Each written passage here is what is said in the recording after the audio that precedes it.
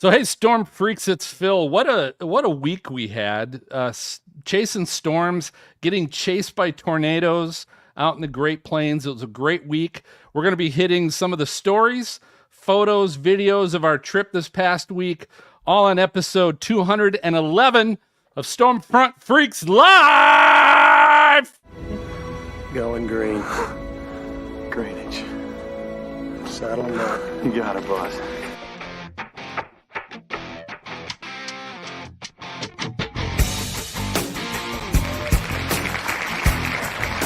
Hey, welcome to the most entertaining weather show. This is the award-winning top 10 and now 300,000 download Stormfront Freaks Live.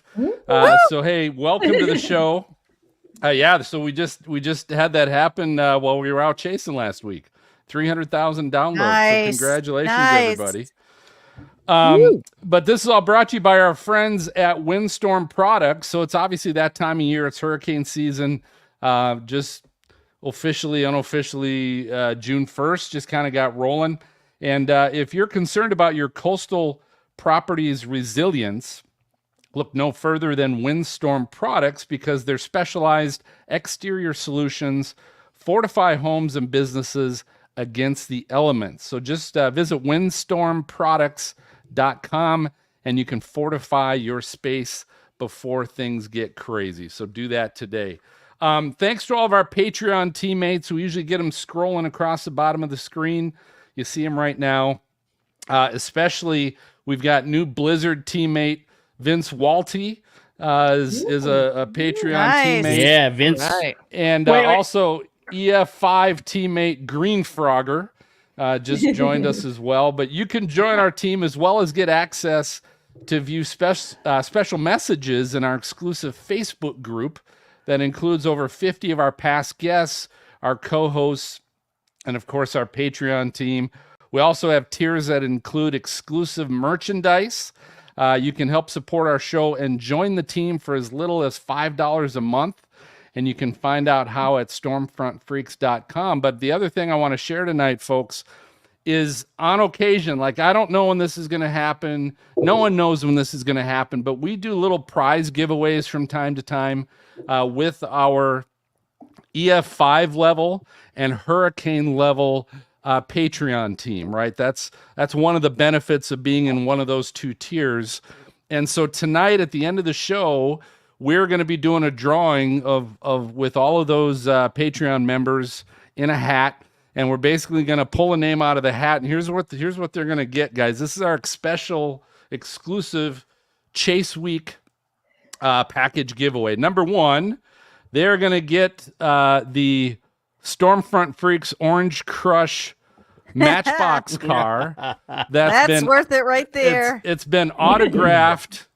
It's been autographed by the entire team, so you can see the whole Stormfront Freaks Chase team has got that autographed. But you're gonna get the Orange Crush Chase vehicle. Hey, Phil, does the Orange Crush, is it missing its front bumper as well, or? Oh no, too soon! Looks pretty good. This one looks pretty good. Mine will look better in a few weeks too. Don't worry. I want that little car. We also have some autographed Twister movie trading cards from some of the people that we met last week out on our chase. It includes an autographed card from Reed Timmer. Nice. It That's includes an nice. autographed card from Vince Welty. Right on. Nice. Sweet. Yeah. Welty. It includes an autographed card from Daniel Shaw. Nice. But I Nice. think he signed it in Australian. I think that's Australian. Are there dents in the card? Might be hard to, yeah, might be hard. Yeah, there's some hail damage on that, A Brady. little bit. Just a And little then bit. the other one is from Dr. Jason Persoff. Nice. And of course he chose the Hurt Aunt Meg card, Right. you know, He's a because doctor. he's a doctor. He's a doctor. Yeah. So he picked that. We're also going to get you a Stormfront Freak sticker. Greg donated a TornadoHunter.com sticker. And then last but not least, you're also going to get the Stormcat 5 approved weather meter. This is from the folks at Weatherflow and Tempest weather stations, but it's a Bluetooth anemometer weather meter. Also reads temperature and humidity and pressure and all that kind of stuff as well. So you're going to get one of those. So one of our lucky EF5 and Hurricane Tier Patreon members is going to get a little prize package tonight. That's Phil, a I can sweet tell you what, package, man.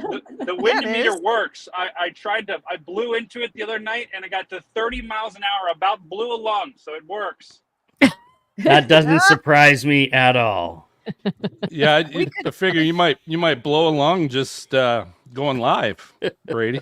That one- We've Move seen you on, go I don't live. know. All right, so hey, if you're new to the show, welcome to the show. It's always happy hour. Every other Thursday night we're live. We got great guests, things like that usually, but we have happy hour because it gives us an opportunity to let you know we drink on this show, so we don't take ourselves too seriously, and also to give us an opportunity to hear which of our co-hosts are on tonight, put that voice to a name, all that good stuff. So let's go around the horn. I'm going to start with Dina Knightley, our meteorologist and weather producer at weather.com. Dina, what do you got? I just have a light beer, but can you see my cup? Oh, yeah, the big Texan. I had to put it in my cup because I actually brought it home. Nice. Very nice. That's awesome. All right, Serena Arnold, our meteorologist and author. New book coming out. She just announced that this week. But what are you drinking? You know what? We did very little drinking on our storm chasing trip. None. Seriously. So I usually know. have I don't know what was wrong with us. So I normally have a weather beer. No, I have straight up bourbon tonight. I made a Manhattan. I'm like, Ooh. I got to catch, because you know what? This trip was awesome. I can't wait to talk about it, and doing it while sipping my drink here. Oh, we got a good night in store, guys. And welcome home, I guess, right? That's the welcome home drink. Yep. Jen Watson, our on-camera meteorologist at the Weather Channel. Jen, what braided Jen tonight? What are you drinking? Yeah.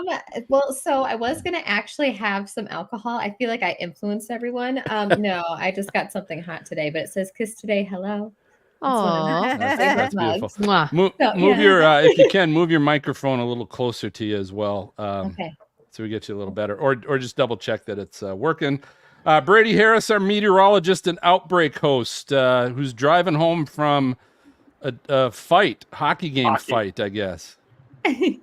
Yeah, we were supposed to end at 8:30. We didn't end until 8:50 because there was a big brawl. It was one hell of a fight, but we won. We won the fight and the game. But I'm not drinking anything right now. But I think Vince the Dino. I told Vince the Dino to pour me a glass of wine. I got a call from him. He's actually drinking the whole bottle. So Vince, if you're watching Vince. the show, Vince the Dino, not Vince Wealthy, but Vince the Dino, please stop drinking and save some for me.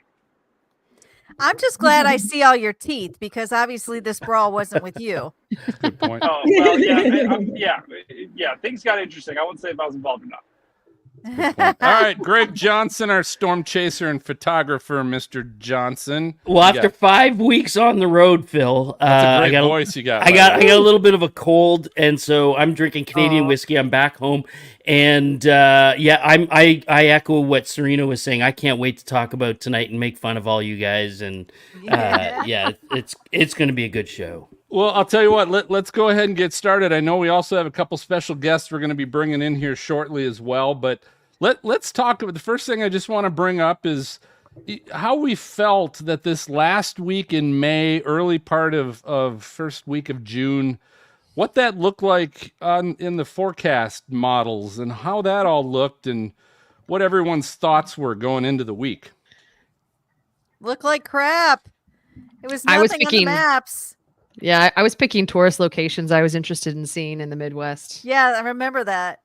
I was We actually had, planning week on. after week. I was planning on driving home and bailing on you guys because it didn't look that bad. It looked like every day was going to be a restaurant tour, and it worked out great though, didn't it? And Yeah, there was one big ridge in the west, like pretty much in the west, and it didn't look like anything. I'm like, man, every week in May was crazy. And then the week we plan has a big ridge. I'm like, when I go on vacation, I don't want sunshine. Not I this want vacation. tornadoes. Not this one, at least. And then I it feel turned like- out okay.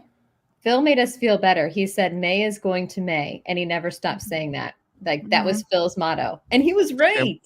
He was right. Totally And true. for a while there, I'm going to be honest. At I the looked start of up the about week, 6 it- cat it- shelters for us to go visit. So Ah, at the start of the week though, guys, didn't it sort of look like we were going to spend another week in Clovis, New Mexico?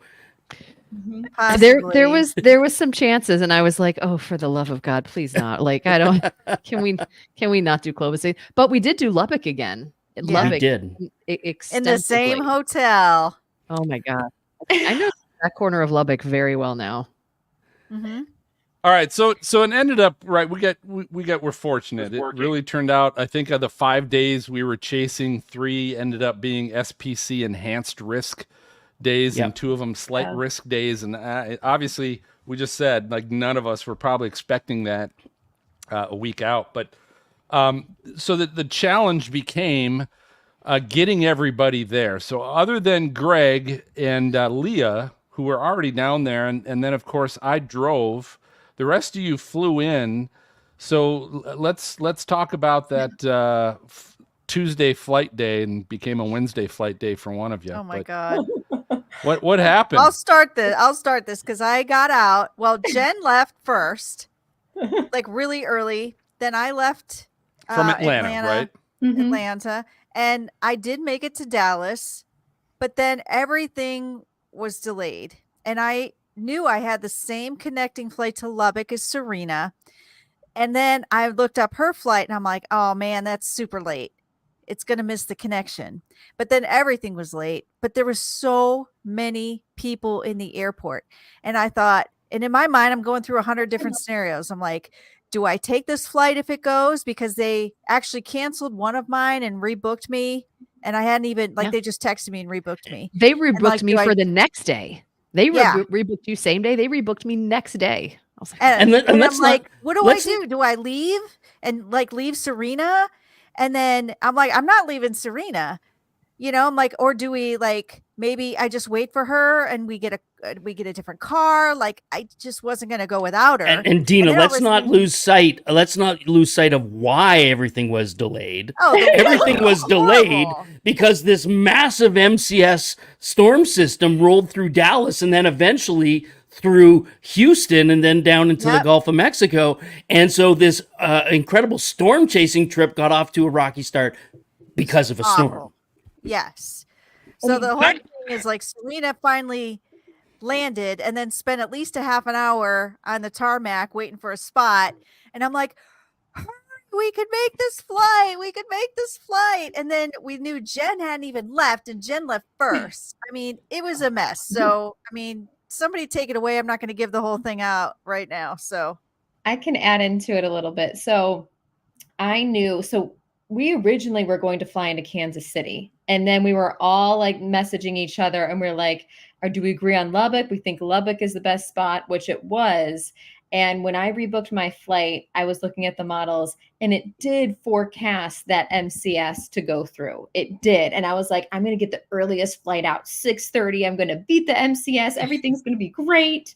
And I get to the airport. It's like 5:38. I remember the time. And I got delayed to 8 and then to 9. We boarded the plane and then they deboarded us. And they already knew like the pilots and everyone there, flight attendants knew that I was trying to get to Lubbock to Stormchase. That was critical, guys. And so we got off the plane, then we boarded again. And like all this time I'm connecting with Dina. Dina's flight made it out because she connected in Memphis, which I learned a very big lesson. If you know weather's going to happen, get a connecting flight instead of a direct flight. So you'll at least get out of the airport and eventually get in. But we like, it was Serena, Dina, and I, we all were like, oh my gosh, we're all about to take off within 10 minutes.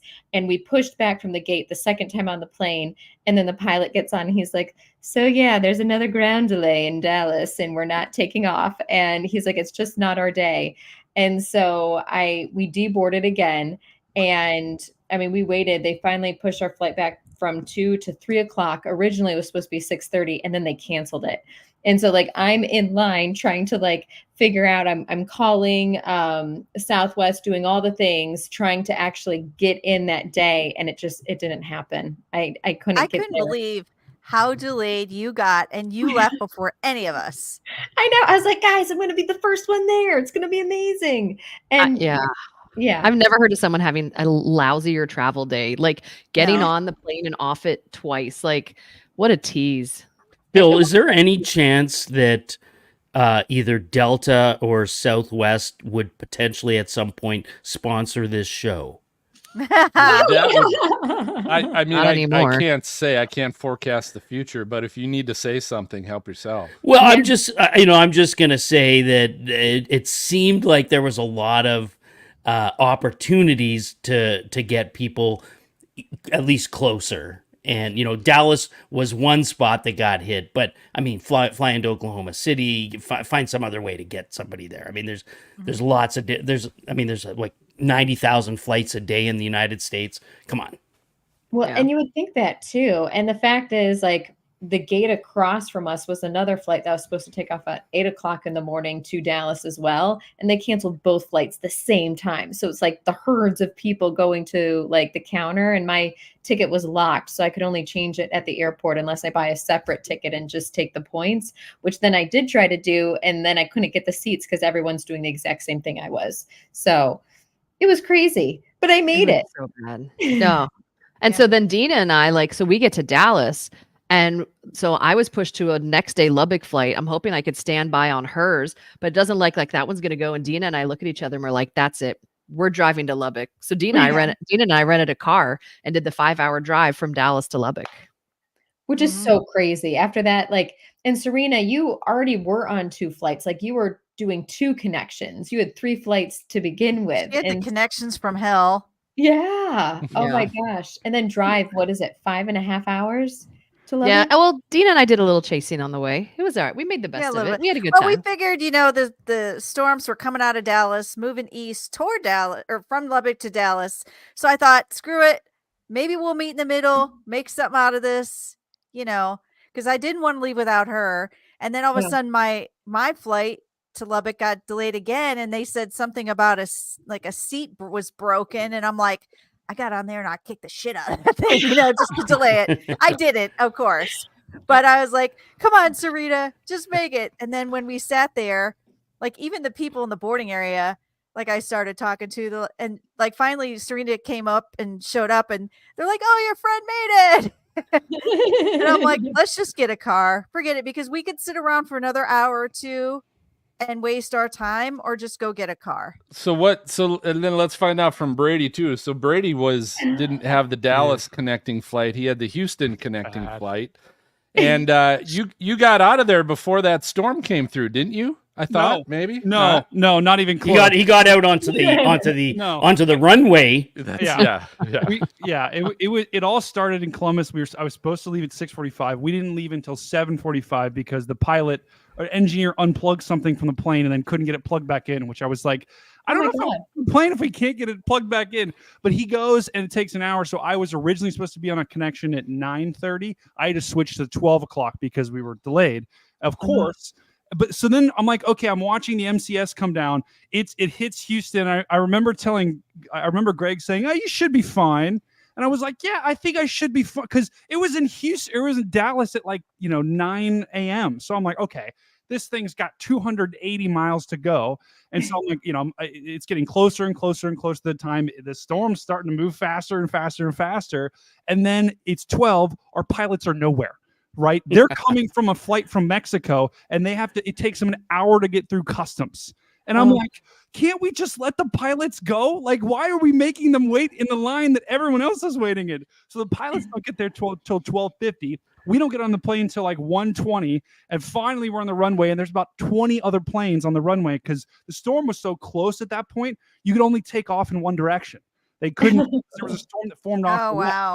So we are 2 planes from taking off.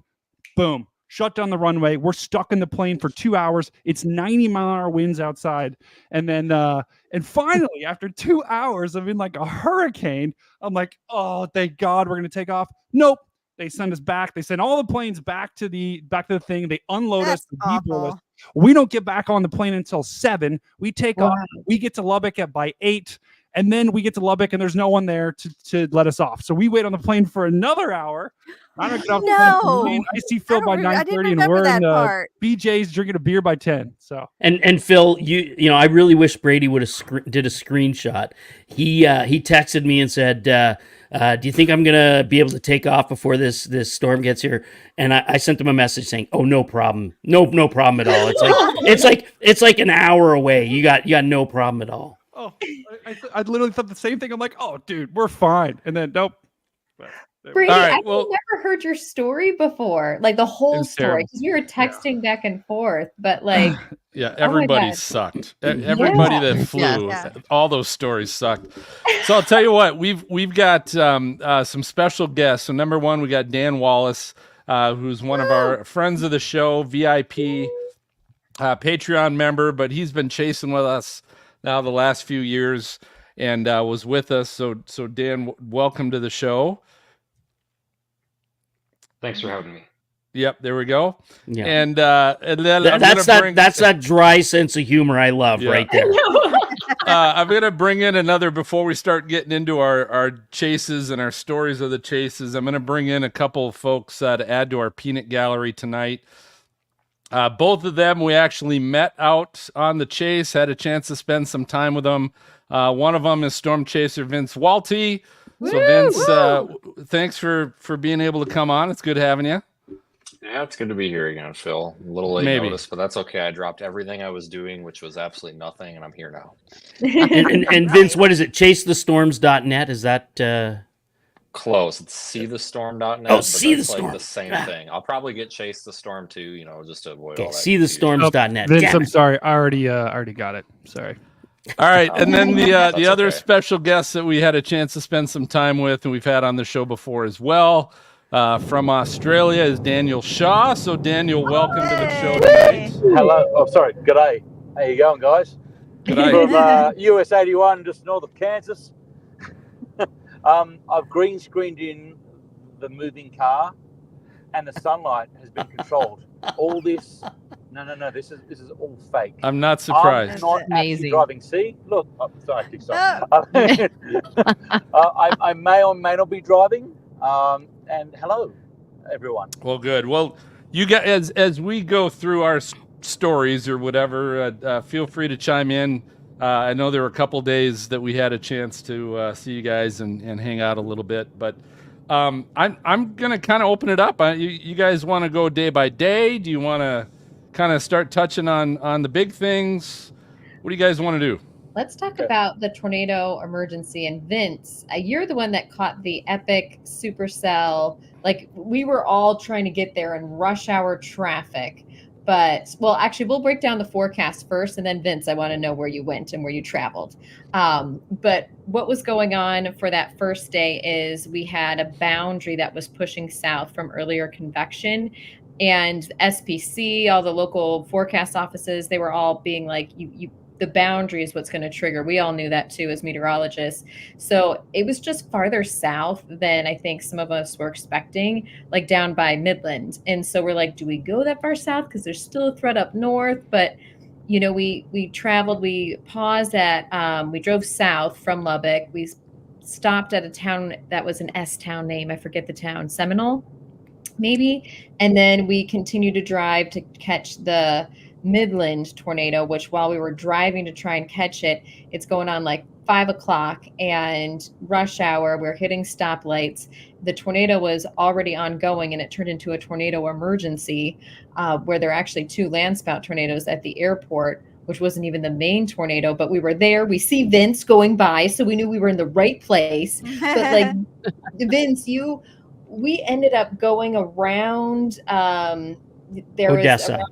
Odessa. We went around Odessa and we were all going the same way. And then it was so hard to try and punch that core, basically. I mean, the hook echo is where we're going to punch. And so we ended up dropping south. But I don't know, did you wrap all the way around and come the other way? Or how did you get to where you got that? I'm hook? Yeah, dying to how know. the hell did you Dying to get know. there? How did you get there?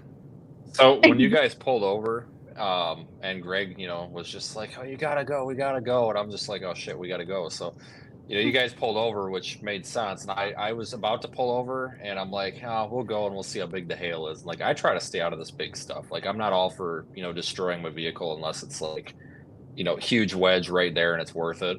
But the biggest hail I got out of that was like nickel size. It was like the wimpiest little hail core in the back of the hook, and like it started raining really hard, and then it was just like light sprinkles. So like a quarter of a mile into that, where it was like purple on radar, it was like nothing. And I'm just like, wow, what a disappointment. So I just basically drove through it, and it was like a gentle rain shower then, and turned right and just parked there. And it was so dusty. I'm like, I think there's a tornado in there, after sitting there for 15 minutes. And I zoomed the camera in, and I'm like, there is a tornado there. And then the dust kind of cleared out, and then it was right there, and it sat there, and it never moved. Oh my God. So wait, Griggles, you drove through too. Where were you? Yeah, when I went through, oh my God, the RFD was so intense as we were driving. Power poles started snapping off on the right side of the road. Because the wind, because the wind was coming from the left, right? Because we're doing the backside hook punch. That wind was coming from the left-hand side, and those power poles snapped off to the right. And it just got to the point where it was so intense, my radar hadn't updated, and we could see that the clear slot was in front of us, but I really didn't know where a tornado was. We had no radar. And so we made the decision that, not knowing what's up in front of us, we just couldn't take that chance. So we turned around and followed you guys out. Wow. Okay. So Vince, you went right through the hook, right? Is that Basically okay? You didn't go around, you went right through the hook. Yeah, that road we were on, you pulled off, and then maybe a mile or two up ahead, it kind of snaked to the south, and then it did like an S curve. So it did a little 1 mile down, 1 mile over, but then there was like maybe 4 miles that you had to get to that south road. I'm assuming you made it to that south road then, Vince. I made it just as the hail was starting to get big coming from the north. So I turned left and headed south, and hauled ass basically. And you start moving south, and you could hear them hitting the back glass. I'm like, well, this isn't going to be good. But after that, we stayed out of it. So just a brief encounter there. So and Phil, you made the comment to me later that night, that road that Vince is talking about, and Vince, you'll probably remember this as well. As we were driving in, the number of vehicles that were going the other way that had just come through that, like just civilian vehicles, was insane. It was like a major thoroughfare, and clearly there was a tornado on the ground, tornado emergency. But I was just blown away by how many people were coming through it, coming the other way. They were all flashing their headlights too. It's like, I know. They're like, hey, buddy, don't go this way. He's like, I'm going that way. Yeah, that was the disconcerting thing, right? Because we're looking at a wall of black, right? And to see, the only way you're going to see that tornado is if you drive into that wall of black. Not only that, it's a tornado emergency. So like, we're just like, oh my God, we can't really get radar. Like, we could have punched it, like looking back at it, hindsight's 2020, but we were all just like, man, this is not, maybe if we would have had Vince the Dino, he could have told us to follow you, but we didn't. We didn't have that guidance. Honestly, guys, I'm gonna just, before you get in there, Serena, I will say this, and I told Leah this when we got out of there. That was the most uncomfortable I have felt storm chasing in probably 10 years. Wow. And specifically because of when those power poles snapped right beside us, and when you're in that and the wind's coming from the left hand side, you're facing east. You could be literally driving right into a tornado at that point. So anyway, go ahead, Serena. Sorry to interrupt. No. So it's crazy. It was such a wild day and a wild moment. And so we didn't drive further, but we had a really funny thing happen where, so we're sitting on the side of the road, right? So we stopped early. We're trying to be safe. We're just trying to creep our way further east as we can so we can catch this road to drop south. And all of a sudden, Dan comes on the radio behind us and is telling us that there's a spin up behind him. And he's like, go faster, must go faster. And it's like, into what? Into the abyss of the rain wrapped tornado? It's like, we've got a spin up behind us, which he caught on his 360. So we've got this little spin up behind us coming up at our 6. the massive rain wrap tornado in front of us, which was like the pit of the unknown. And Dan's like, go faster. And I'm just like, where? Like, where do we go at this point? All right. So I've got this all on video to share with you guys tonight. nice. On my rear dash cam. There's a couple things I want to share with you that I just discovered in the last 24 hours as I was going through some of this. So the first one I'm going to share is the rear dash cam after we had pulled over. I think at this point, Greg and Leah had already left us, for certain doom. And we were sitting there and we're starting to go, okay, we were watching for a little bit. Then we were starting to decide, hey, let's get moving. Let's get going. But I want you guys to watch this because we were oblivious to something that actually did spin up a little bit behind us before we actually got going. So let me share this, and it's the first part of it is sped up so you can see the little spin up. So you'll see it right behind us, almost. Do you see that? Oh spin yeah, up? I could Right above totally Jen's see. head? Yeah, Yeah. Tie it off, buddy. Tie it off. Because remember, Dino, you and I Who's saw that audio? Who's being yelled at? Yeah, so here's the other issue I'll bring up is Brady had a knack for needing to take a piss when we were ready to go. Like he doesn't get out of the car when we stop and go, okay, I'm gonna go take a leak now. He waits till we're like, hey, we gotta go. Just hold on a second. I gotta take a piss. So he'll eventually figure that out, I'm sure. But I'll play this one more time and look directly almost at the middle on the ground, and you'll see the dust and debris kicking up a little bit. Right Oh there. yeah. Oh yeah. Oh yeah. absolutely. And so none of us caught that. And again, what that was going to is there's something above. Buddy, tie it off. Hit off. I don't know. But now I'll share the other video, which is actually us as we were getting ready to go. I call this the Midland chaos. And so this is kind of as we're getting ready to go and we start going and Dan's talking about this tornado that's behind us and Brady's going like we're going in the bear's cage. We got to turn around and everybody's kind of not sure what to do. And Greg, like you said, there was a little uncertainty there with what was ahead of us, but that we kind of had to go a little bit east in order to get south. So I'll share this as well. If we go straight, there's no southern road. There is. There's a southern road, County Road 1325 coming up. Really? Yep. Yep. Be safe. So there's a lot of uncertainty going on. They're not coming with us. I don't know. I think they are. Brady asked, "Are they even coming with us?" Like Oh, we look didn't. at it behind still. Look at that thing, the lowering behind. Yeah. So watch. Here's what I'll share with you. You'll Oh, see. look up to the right. Oh, I Yep. already see it. That's the one That's that what Dan, Dan saw. saw. Yeah, there it is. Yeah, and Dan was like, "Go faster." That's the 7 o'clock. But here's the other thing. I don't know if Dan caught this on his 360. Look right over the road. Look what happens right over the road. Questionable. You see that? Oh my Yeah. Oh god. There's yeah. some Oh my coming god. up right over the road too. Oh yeah. I think Whoa, that's look the at one that that. Dan caught right over the road, and the one that's to the right is Dina and I caught that one. Oh yeah. Well, there was another one we had afterwards that was up ahead to our 6. So that wouldn't be on his rear camera, but we the three of us in our car did catch another spin up Yeah, we Um, did. But off it was to our like right, 10, or 11 left, o'clock. I mean, yeah. Yeah. So there might have been Look at 3 that. different ones now. I'm counting. Up left and right. That- It was a tornado Mageddon. It was. No, there was- They were everywhere. We were right there. If you think about it, they had 2, because when I was, after the fact, I was talking with Phil. I'm like, Phil, there were 2 tornadoes at the airport. He's like, no, Jen, those were landspouts. They weren't even the actual tornado. Like that storm, the way it ingested the boundary, like there were circulations everywhere other than outside of the main center in Hook. It was so crazy. Look at those 2. You can still see it. You can still see the dirt. Yeah. Like my nephew trying to eat a meatball. It's just like super messy, But I it's think we crazy. just missed at one point with Dan. Look at that though. Go faster. Crazy. Yeah, look at them. They're both there. Yeah. Crazy. So I guess looking back, we probably should have followed Vince. followed Vince right and straight through it, right? We should have There was followed Vince. There was stuff behind us. We should have just gone right through.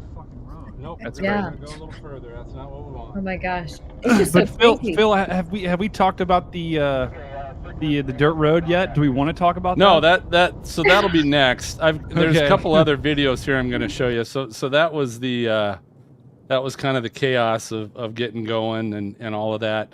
Now I'll share the video file of us once we started heading south. There were still multiple funnels that we were driving under. You'll see the first one off to the left of your screen. So that was there it just kind of dipped a little bit and pulled up. Then there'll be one coming on the right of your screen. And roughly at about the same time, you'll see the one on the right.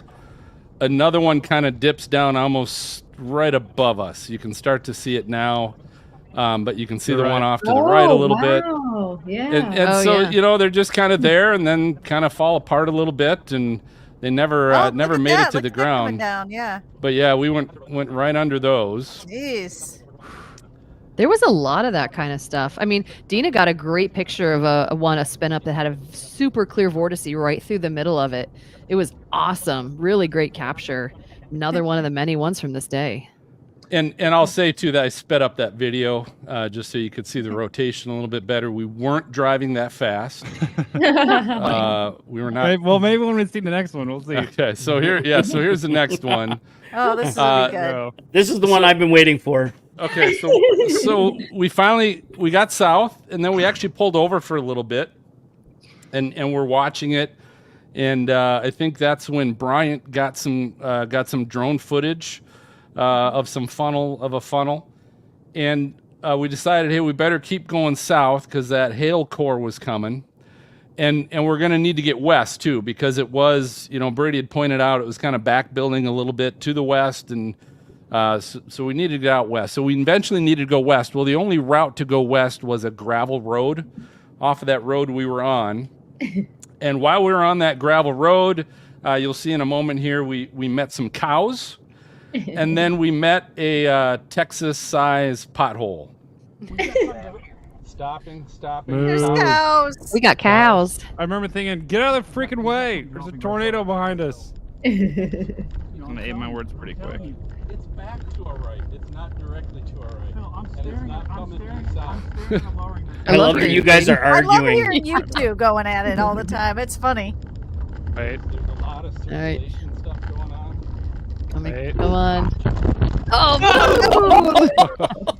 All right, big bump, slow down. Someone's getting an alignment done in a couple of days. Yeah, we'll see that one more time. Ouch. There's a little bumper And we work could getting see done. it. We were behind him. So, Like- Phil, how much are you selling a car for secondhand again? Well, I'll tell you Dukes- what, I got to the pay for Dukes that of- $500 deductible first, and The then Dukes Oh, of Midland.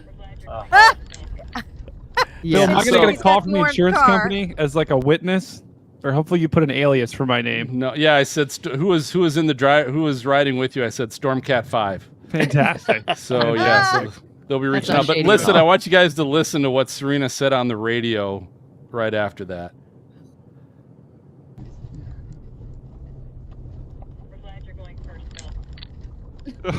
She said, "I'm glad you're going first, Phil." Oh, my God. So you're Phil, welcome. In the car, I mean, there was like, I just remember like being in shock for like a second and remembering like my butt got off the seat and I basically hit the roof. And I just remember we had a football, we had a wiffle ball. We also had like my book bag in the back. All three of those things somehow, like that's in the back of the trunk, not the back seat, the trunk. And I remember all three of those things ended up on my lap. So I'm just like, how did this even happen? Like everything in the car just got airborne. And meanwhile, we're running away from a tornado. So we're just like, all right, keep going. I remember Phil, we just keep driving and Phil's like, hey, I was like, oh, there's something underneath the car making a sound. And Phil's like, we got to get away. Yeah. We're fine. The car's So driving. from behind you could see the thing flopping, and Yeah. I was like, well, you're not sparking at least. There's no sparks, but Yeah. like, oh my god. I love this comment. Did I see Vince smile? Mm. Listen, Phil. Misery loves company. Phil, the dash. He's doing it. Look at him. He's doing it. He's Phil, Because you're here, Brady. the dash cam video is great, but I would have loved if somebody had a camera on the car, right, where you could see the car and actually how much air you guys got. Yeah. That would have Considering been what his fun to watch. bumper looked like afterwards, and you know those little plastic covers that go over your fog lights and stuff, those are gone. The bumper was see where those dislocated. went? Those, I don't think you ever found them. No, never found those? it was like I didn't know I lost them, and our goal was to keep going, so the hail didn't catch up to us. And Have you lost your fog light cover as well? Congratulations. thank you. He was like, welcome to the Chaser, club. woo. Yeah. I'm a It's part like of a the rite of passage. Absolutely. I just So remember seeing her- Oh, go sorry, ahead. What I was just gonna say. What else do you guys have about that tornado emergency? And we'll go to break as soon as we're done. Well, I just remember it was like there was a lot of emotions. It was stressful, it was exciting, it was just adrenaline. But I remember when you went over that pothole, like Serena's like, oh my God, they just went flying. And like we completely slowed down. But we ended up turning, we waited a little bit longer for that storm just to see, because it started kind of breaking apart a little bit, the rotation. And then we went back north, and it was just the most beautiful sunset supercell you could ever imagine. It was absolutely stunning. That was an incredible end of the day. Incredible. Well, I'll tell you Phil, what. Do we have photos of that? You guys? Yeah, wanna share I anything? wanted to just. I'm gonna share my screen here, and I just want to show you a quick time lapse that I shot after the initial tornado emergency was finished, and we had that new updraft that formed out to the west. And I put a camera out there and got a shot of this. So MJ, if you can share my screen here. Greg, was this from Instagram? I'm not sure if I put you this one posted on this. You Instagram. definitely posted this on Instagram. You made my grandma cry. She literally bawled in tears. Wow. So this is Very pretty. this is the new mezzo. It didn't end up going tornado warned or anything like that, but one of you said it. Just a great way to end that chase. But I was so pretty. Yeah, I was super thrilled with that. So. Very nice. Those time lapses are just cool. I mean, I need to start trying to do those, but I do have the supercell if you guys want to see it. Yeah, why don't you show that? I've got a time lapse of that as well. But yeah, show us what you got. Nice. This one was so beautiful, and then what I liked about it is that I panned up. Like, look how big this is. Oh my gosh. It was beautiful. Every time I show anybody this, that's the what I get. Oh my God. That is just, I just thought that was so beautiful. And it was like just warm and breezy. If I had just a chair to sit there, I would have sat there until it got dark. Look at how skinny that updraft is. I mean, look at how skinny that thing is, and then look at how it just balloons out of the top. That is one of the craziest storm I've ever seen. I mean, there wasn't a ton of lightning, right? It wasn't like a CG fest. It was more of like a calm, like, hey, let's sit there, have a glass of wine, go on a date, have a picnic. Yeah. Like, it was beautiful. Yeah. It really was a Sat there. peaceful way to end the chase. Yeah. The day. Yeah, It was. here's I mean, the- it was. Right. It was like a dying supercell, right? LP, and it we saw disintegrate. The anvil was really. Oh, look at that pretty. too. That's There so was pretty. Rosie. Oh my God. Who took that? Rosie? Yeah, Rosie took it. Rosie Yeah, showed Rosie up. took Rosie it. showed up in it. Rosie the Wow. dog. That was Greg and Wait, Leah's dog. Wait, is this Phil or Griggles that This did is mine. This is Phil's from his GoPro. Wow. This is just nice. Oh my God. spectacular. That is amazing. Now- watching That captures the And you like could see how the amazing sun it go was. down. That was Yeah. cool to see the And then sun there's go And down. Brady peeing. Wait, Brady what? shows up right at We the end of my cut that? time lapse to take a piss. Cut that. Amazing timing. I was enjoying Wait, the view. Yeah. Wait a minute. Isn't Phil the one that pissed in front of his dash camera like 2 or 3 Yeah. years ago? Yes. There Yeah. is that. Thank Yeah. you, Vince. There Thank is you, that. It's Vince. like that commercial. I don't always have to take a piss outside. But it's my when own I do- camera. Like, it's my own footage. But yeah, so Brady relieved himself. And That's brilliant. I love it. That's beautiful. yeah. So It's so Yeah. gorgeous. So all right, we'll tell you what. That was- We're gonna take a quick break. Don't forget the new place to find Stormfront freaks and Outbreak gear is at the Weather Store. The Stormfront Freaks is now available on the Weather Store. Come shop our catalog of shirts, hats, and hoodies, all with our Stormfront Freaks logo and Outbreak logo. Plus, you'll find all your other favorite weather geek and storm chasing gear, footwear, and accessories. Visit the weather store at thewxstore.com, the exclusive supplier of the Stormfront Freaks. All right, so we're going to be right back with more from the Freaks. Vince, Dan, Daniel, and lots of stories, photos, and videos coming right up. So stay tuned. After this, Stormchaser safety tip.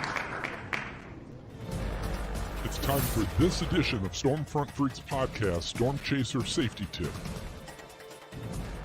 Join retired Fire Battalion Chief Randy Denzer, EMA Director Eddie Aldring, and Police Officer Eric Fox as we discuss some of the most common Stormchaser safety pitfalls to avoid. Okay, so we're talking Stormchaser safety tips. I'm with Eric Fox. He's a current police officer in Davis, Oklahoma, and a field correspondent for Weather Nation TV. Eric, a lot of times chasers, we're out wherever the tornadoes and the storms are, which a lot of times are going to be out in the country around dirt and gravel roads. Sometimes you just can't avoid it. I guess let's talk about some ideas that if you are going to do this, what you should be prepared for, and certainly some safety tips. Yeah, so definitely going to break this into two factions like you just brought up, preparation. If you're not in a proper vehicle, it's just not smart to take those dirt roads. Kansas is horrible. Nebraska can be horrible with these dirt roads. And if you don't have the proper vehicle, proper wheels, proper differential locking mechanisms to be able to get you unstuck, or bringing those tie downs. I got a great story with Gabe Garfield, great friend. We actually become great friends because I had a tie down with my truck and pulled him out of some mud. And it's this preparation, right? Just helping out somebody stuck just by being prepared. Having they also make mats that you can, these little ramps, rubber. I can't remember the actual name of them, but you could put them underneath your tires. And that was just preparation, right? Always just throw those in the trunk of your car. But if you're in a car, I really wouldn't recommend to go down wet, muddy roads. Gravel roads are okay. But with gravel roads, you definitely want to watch your speed because you don't have the traction. You have loose items. And when I say items, gravel underneath your tires that you lose grip. So, it's the situational awareness of your roadway in the preparation and pre-planning of your routes, and knowing, especially with GPS today, you could look on something I do is I flip over to GPS and then I'll go to terrain or satellite view, and you can tell if it's a dirt road or not, or does it go from gravel or concrete or asphalt to dirt. I mean, that's a preparation that you can look ahead if you're going to plan that route. When I chase, I always chase under the satellite view just because I want to see that road. That's one thing I can do. Now, I will talk about not being prepared and what can happen. And I hate to be a Debbie Downer here, but Tim, Paul, and Carl, part of the situation based on our investigation was they were on a mud road, a dirt road, facing well over 100 mile an hour RFD winds, and a car that was not prepared to handle the roadway. Their speeds were reduced drastically because of the roadway. So just know that if you're trying to escape from a tornado and you get off on a wrong roadway, i.e. mud road, dirt road, you are placing yourself into danger and causing your escape route and your escape time to be reduced even more. And that was what happened in the course of our investigation. Was the big part of what happened with them trying to escape away from that tornado was the road and the vehicle they were in. So just know that. But remember that. That's the one case that we know for sure the roadway played part.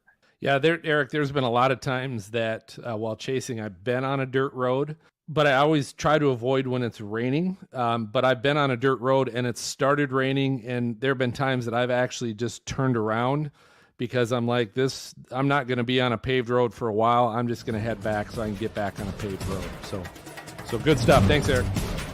Welcome to Outbreak, a new live stream format brought to you by the Stormfront Freaks podcast, hosted by me, meteorologist Brady Harris, also known as Stormcat 5. We'll go live on days of extreme weather with the goal of keeping you safe, informed, and entertained. The only question that remains is, are you ready for the outbreak?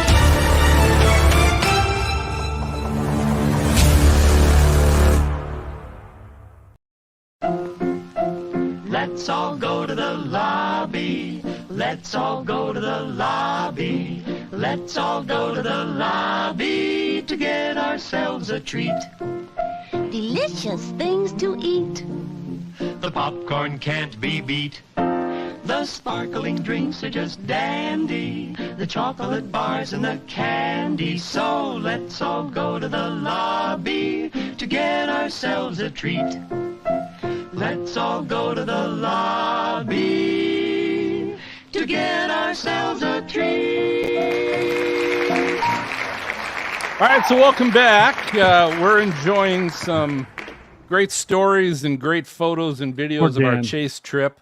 It's funny because as we were on break and sharing some of those videos, I noticed that apparently Vince is not drinking anything because he's still waiting on Domino's. I find out that Angela, who's back in the green room with MJ, who's producing the show, Angela says she's hauling booze tonight in her truck, actually. So we could use a little bit of that. Yeah. Daniel, look at that sunset. Phil, can I get into a topic of discussion from this trip now? Here we go. Well, let me do this quick. I do want to recognize Tamster, who gifted 10 Stormfront Freaks memberships on YouTube. So Tamster, thanks for that. And Logan Estrich has as the first one to donate to my insurance claim filing fee. So Logan, thank you for that donation. Greatly appreciated for that. That's awesome. For that help. Great. So, Greg, go ahead. I'm going to quick show a photo that we took while we were still heading south from show Midland. the photo and I'll talk over it here. Listen, in the past when we've been chasing together, we've always had a down day. There's always been a day where nothing really happens, or maybe it doesn't live up to whatever hype we had, and we get a chance to relax and have a few drinks and eat at a restaurant. And we did none of that on this trip, like none at all. We didn't congregate together at the end of the day generally till about midnight because the storms went late.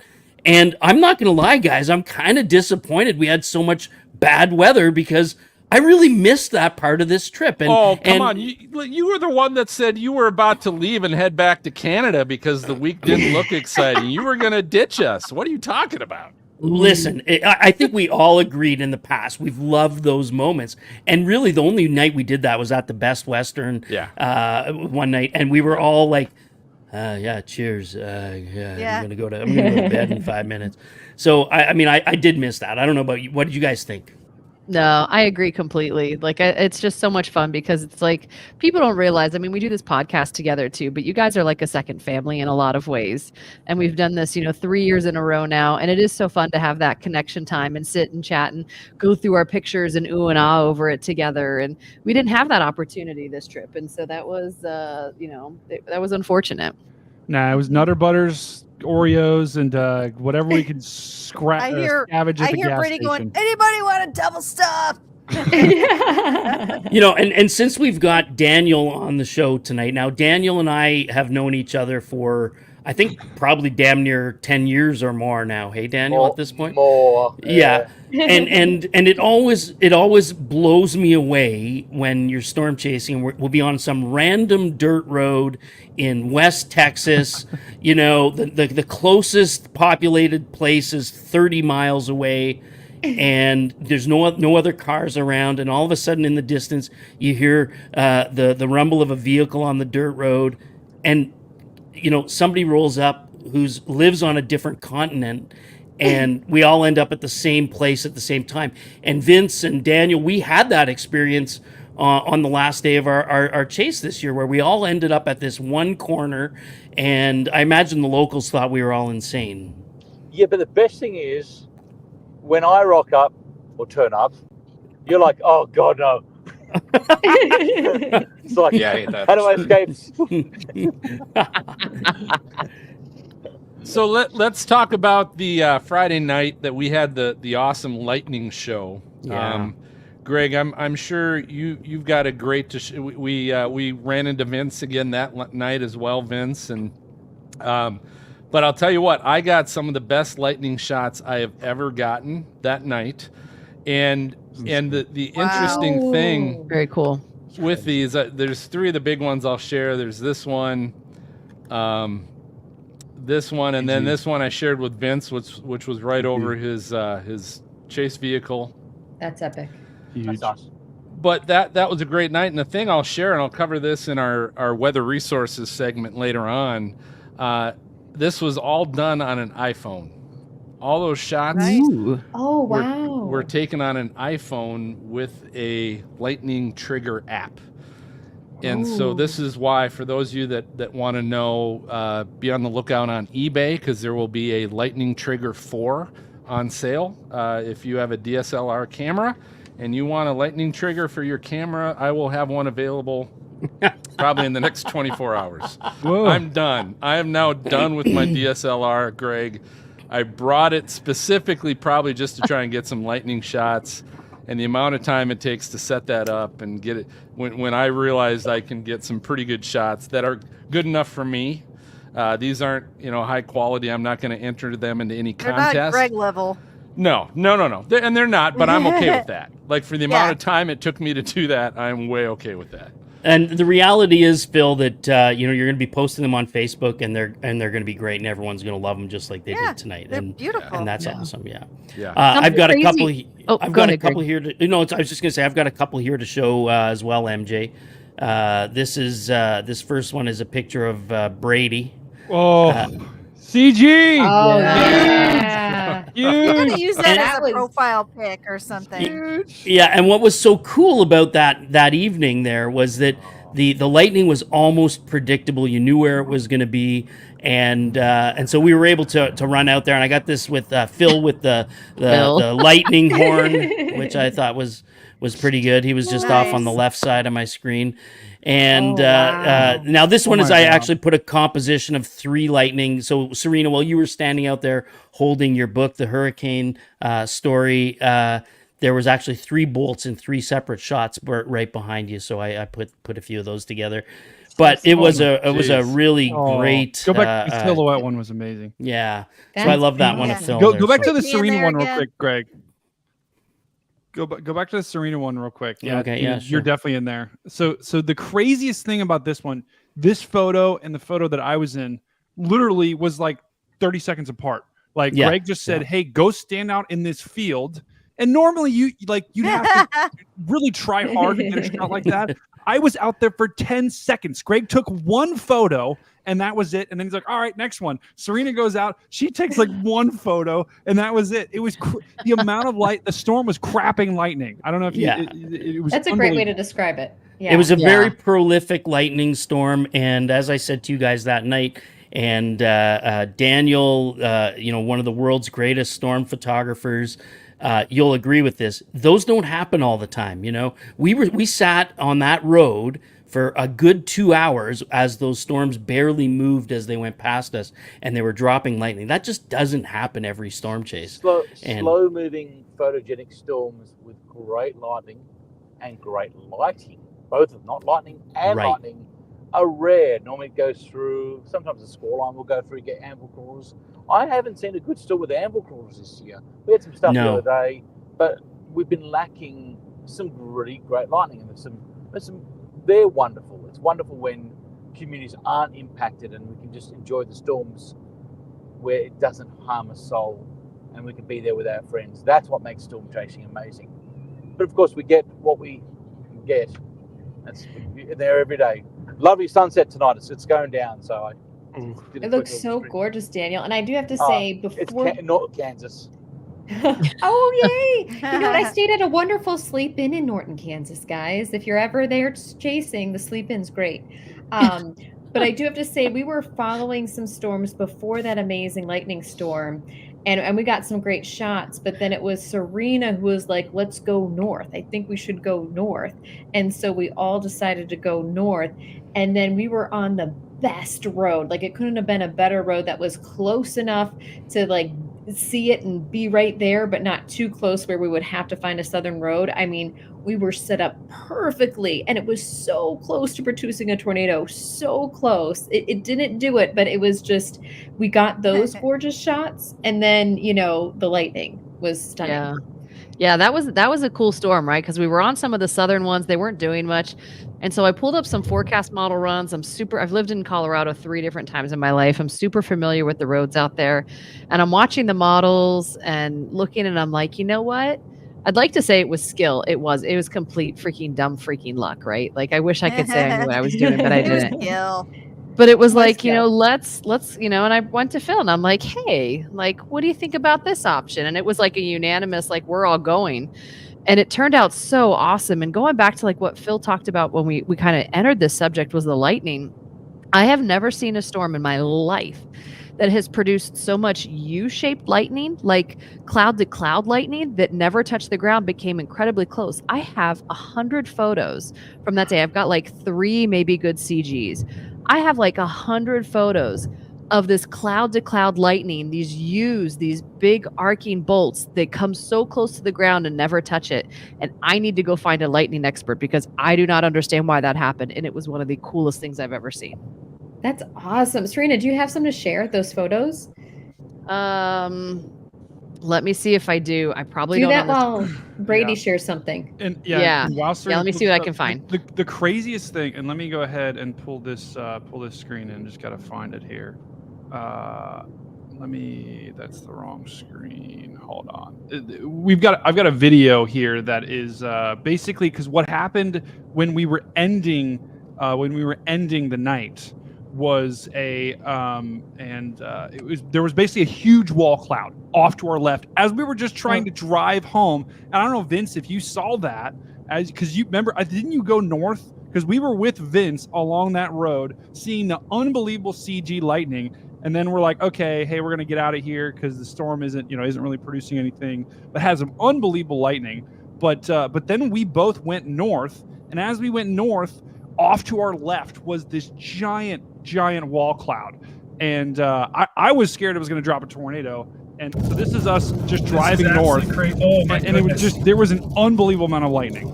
I don't know if you guys remember this, but this was like the end of the chase, and we were just driving home. So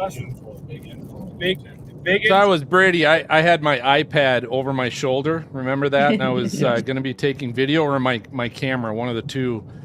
And I realized I had started the video when I took it down, and then the minute I held it up, I must have pushed the stop button, and I missed all that footage of me out the driver's side window. Yeah. Yeah, but, what you're missing in this video is off to the left, right off to the left of us was just a massive wall cloud that was really low to the ground, and there was some rotation on radar, and I was just like, we're just driving home. And there's like, someone's going to drop to the left, and we're right. It's been like a quarter mile of us, but good thing is it never dropped. But it was a crazy, absolutely crazy. That was the night Vince and Daniel, I think, were supposed to hook up for dinner, and and I got what happened there? up. Yeah. We're at Oscar's bar or whatever, and I'm like, "What's the name of that?" And he never got back to me. But fun fact, that's also the night I believe that Brady got his 3 clucks out of 5 nuggies. Oh gosh! Oh yes, that's right. You went to the wrong Sinclair. That's not the good Sinclair. You should have went to the other side of Lyman. That was a really bad choice. I'm surprised that you. In my defense, not that I remember this, but in my defense, if there's storms to chase, sorry. We were done chasing. Like this is about as bad as the cheese incident the other day. Like you have so many of these interactions with you, Daniel, per year that like I tally down like everything that that I find funny or whatever. Like this year, it's like it's a page. So if something happens and your flight gets canceled next year, like just rest assured that we've had enough this year to tide us over for like 5. So that makes me so happy. If people have laughed either at me or you or anyone else for that matter, my job is done. You're welcome. Vince, you know that you are on the road way too much when you know that the Sinclair on the east side of Lyman is better than the Sinclair on the west side of Lyman. Yeah, I don't recommend any of those gas stations. They're terrible. And the TA to the right, they finally fixed the potholes. You had to watch that so thing bad. as well. And can we, guys, I just want to give a big shout out to everyone in the chat right now. First of all, Vince, you're amazing. Vince basically sent his entire chat over to our stream, And so, we normally have 15 or 20 viewers, which you guys are amazing. You guys are the OGs. You guys are awesome. And Elizabetta, we ran into Elizabetta. So Elizabetta, you're awesome. Great. You're an OG. But Vince's chat and all of a sudden I just see all these people who I'm like, these are amazing people, but I've never seen you before. And so they were in our chat for hours. And what Vince was talking about was I went into a gas station and they made me buy chicken nuggies, which I got them for free. So yeah, it was unbelievable. Chicken nuggies, not chicken nuggets. Chicken nuggies. Keep in mind, I have a 2.5-year-old, and she calls them nuggies. Yeah, that's appropriate. Yeah, and now you know Brady's mental age. They were nuggies. Yeah. Well, hey, the chat was like, "We want nuggies." So I'm like, "Well, all right, let's get." He's wearing a cat shirt. Speaking of chat, thanks And Kathleen Brooks that gifted one Yes, Stormfront thank Freaks you. membership. Yeah. Awesome, Kathleen. So thank you. I love it. Hey, if you guys have a second, we were just showing that storm at night, and I do have this. Check this out. Look at that. Oh, there you go, Dina. Yeah, there you go. That's the shot I tried to get. That's awesome. Badass. And that was just when Serena just put her window down and just let me shoot out the window. But look at that thing sticking out. Yeah, there you go. I'm looking at the left side of the window and feels like we're fine. I'm like, dude, that's a wall cloud right there. Do you know, actually, looking at that footage, there's something really interesting about this. And Brady might see this. Yeah. Look really carefully. Play it back one more time. This is actually really interesting. Notice the fact you actually hit the record button. Yeah, that's why I said I missed it, Daniel. Thanks for reminding me. Sorry, I thought I'd make that really clear. Yeah. You're welcome. Oh, Daniel, brutal. That's why Dina's Dina and I'm not. Timing is everything. To make it even worse, Yeah, but you're I driving, Phil. We got to give it to you for your driving. There was 20 you are driving. CGs out the left window too. The CG on it was insane. It was insane. Phil, are we going to get to talk about our last chase day? Yeah, let's go. We'll keep going. Keep rocking. Yeah, guys, there was no tornado warning on that storm. But do you remember how deep that wall cloud came down, how low it came down to the ground when we were at that wind farm? That condensation was really pulling up. It wasn't rotating, but the fact that it was able to pull that air in and have such an area of low pressure and it's condensing and doing what it did and got so close to the ground, it's like, oh, come on. It was really cool to see. Yeah, I think that was probably of all the storm sequences, I thought that was the most visually impressive thing that we saw all week, and it was right at the tail end of our trip. So that was kind of cool. Yeah, because this one's right. You said you could see the wind turbines, right? This one. Gosh, I had this one. Wow. You're kind of like, just. Oh, that's so just gorgeous. Just make it. Just touch. That's Just so touch. close. Spin and touch, baby. Spin and touch. Yeah. Just touch it. So, Dean, I think probably at the very same moment, looks very, very similar. I caught this shot, and I was literally just running a time lapse, and so I had the camera going, and I walked away from the camera, and I had literally no idea until I got home and went through the photos that I had caught this lightning strike, and then That's a trifecta, Greg. Yeah, and then the other camera pointing the other direction caught this one.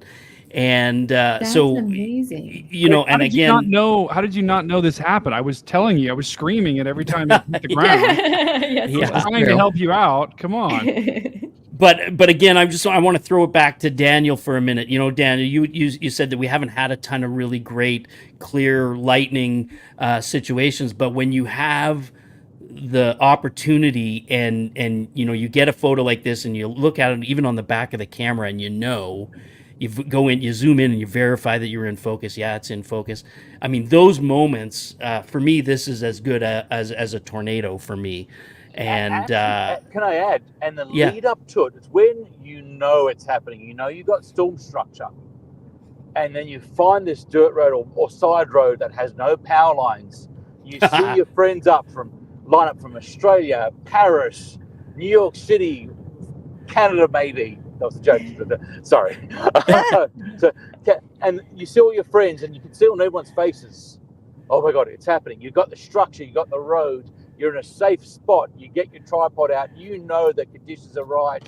And there's that pre-excitement knowing that the odds are you don't need a lightning trigger. You just need an open shutter for 2 seconds, the right ISO, your stabilizer off, and it's going to happen. This thing's going. You're in the right spot. You got the right road. You got the power lines out of the way. It's perfect. You're in the center of Kansas or Nebraska, South Dakota, and you know you're going to get the shot, and you can see on everyone's face. But the anticipation as you're getting there, you're parking, and you get your tripod out and try to fumble with all the bits and pieces and get the focus set. And everyone's heart rate's going up. You're trying to control the emotions because you know, and all your friends are going, oh, you're not even set up yet. Then you drop the tripod on the ground. You go, come on, put the tripod. I paid $400 for you. Set up, for the love of God, set up. This is the best part because everyone knows you're missing the shot. Go, oh, fantastic. And I love doing that. I love doing that as well. It's like when I can see my friends setting up the tripods or they're trying to get the gear out and go, oh my God, wow. And nothing actually happened, just to fumble them around. It's so much fun. That's some of the best part is when there's no risk. No one's being harmed. You know epicness is happening and you get to have fun with your friends on a dirt road or remote road in the middle of nowhere. And that's what makes storm chasing, storm spotting, the interception wonderful is when no one's being harmed and you get to capture the magic and share it with your friends and have a bit of fun at the same time. That's what makes Tornado Alley magic. And you don't need a tornado, you don't need destruction, you don't need people harmed, you don't need property harmed. That's what makes this place special. Is the pretty storms, the beautiful storms, the things we can share, and people go, what a night, and then you just go share dinner. The farmers have got rain and no one, maybe some ants got displaced, but no, it didn't hurt a soul. We've had a big year, but we've also had some devastation as well, and I want to touch on that. So acknowledge those who've lost lives and property. And whilst we're out here capturing magic, we also do capture the worst that happens and document it. And I think everyone's done a great job, not just from spotting, but from reporting, early warning, coordination, and also capturing the majesticness of what's happened this year. It's been a big year. It's been both a good and bad year. And I think that needs to be acknowledged and said on this broadcast as well. Yeah, agreed. Yeah, well said. Yeah, I couldn't agree more, Daniel. And really ahead, quick, some of my favorite times were just like meeting up, at the gas station and like just the Chaser convergence after that storm kind of broke apart, and we were just hanging out before everyone left, and we were watching Stormchaser after Stormchaser go by. Like, that's so beautiful too, because I think you or Vince had mentioned before, just running into someone, people from different continents, countries, like on a random dirt road in the middle of nowhere. It's truly amazing and magical. So thanks to Elvis is Alive, by the way, donated $4.99 so that no one goes to Subway in Lyman. That's correct. Yeah, or Springfield, Colorado. Stay away from that one. I gotta know why. Yes. But did something happen, or is it terrible? Is They're it terrible. Unfortunately so, and unfortunately no response from Subway either when I told them. Wait, is it like the meat? Is it the time? Is it both? Like cleanliness? I'm talking food poisoning and no. Oh, God. Yeah, we both have the same experience. That can happen in any restaurant. That can happen in any restaurant anywhere in the country. But you'd think they'd respond and at least acknowledge it, and that was. You guys have both gotten food poisoning from the same Subway in the same town on different days? That was Lyman. I haven't been to Lyman. Maybe I've been to Lyman a few times, but Springfield, Colorado. Wow. What happens in Springfield stays in Springfield. Oh, big Texas. Wow. Well, I won't out the town name, but I got a Subway in a very small town in Colorado one time and got my normal sandwich, and it tasted like ammonia, and I handed it back. I was like, no, thank you. So I get it. Oh, wow. So this is just another. I've also had some great experiences with Subway, but unfortunately, when they don't make the bad ones, well, yeah. Yeah. And you got to throw that in just in case of sponsorship, right? Just in case. Absolutely, because they do feed us well, but unfortunately. So this was the very last storm of our storm chase. It was the dying supercell there on that Saturday. Before we left. That was cool. I want to see that again.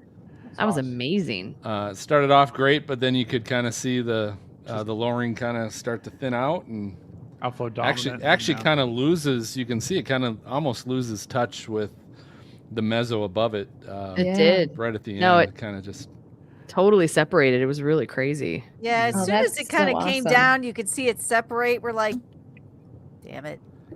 Yeah. And it was I'm gonna be honest. kind of hauling south too, and it just stopped moving as well at the same time. I'm gonna be honest, guys. I remember the first part of that. The last part of that storm, I have no recollection. I don't think I looked at the sky after like You know. were running around.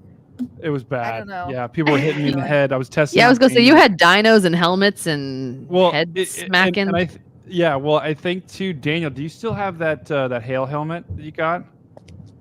Yeah, I also got your football you deposited into the room. Now, who? I got a free football. Who gave that to me? Well, You're welcome. We bought You're that welcome. from Walmart, right?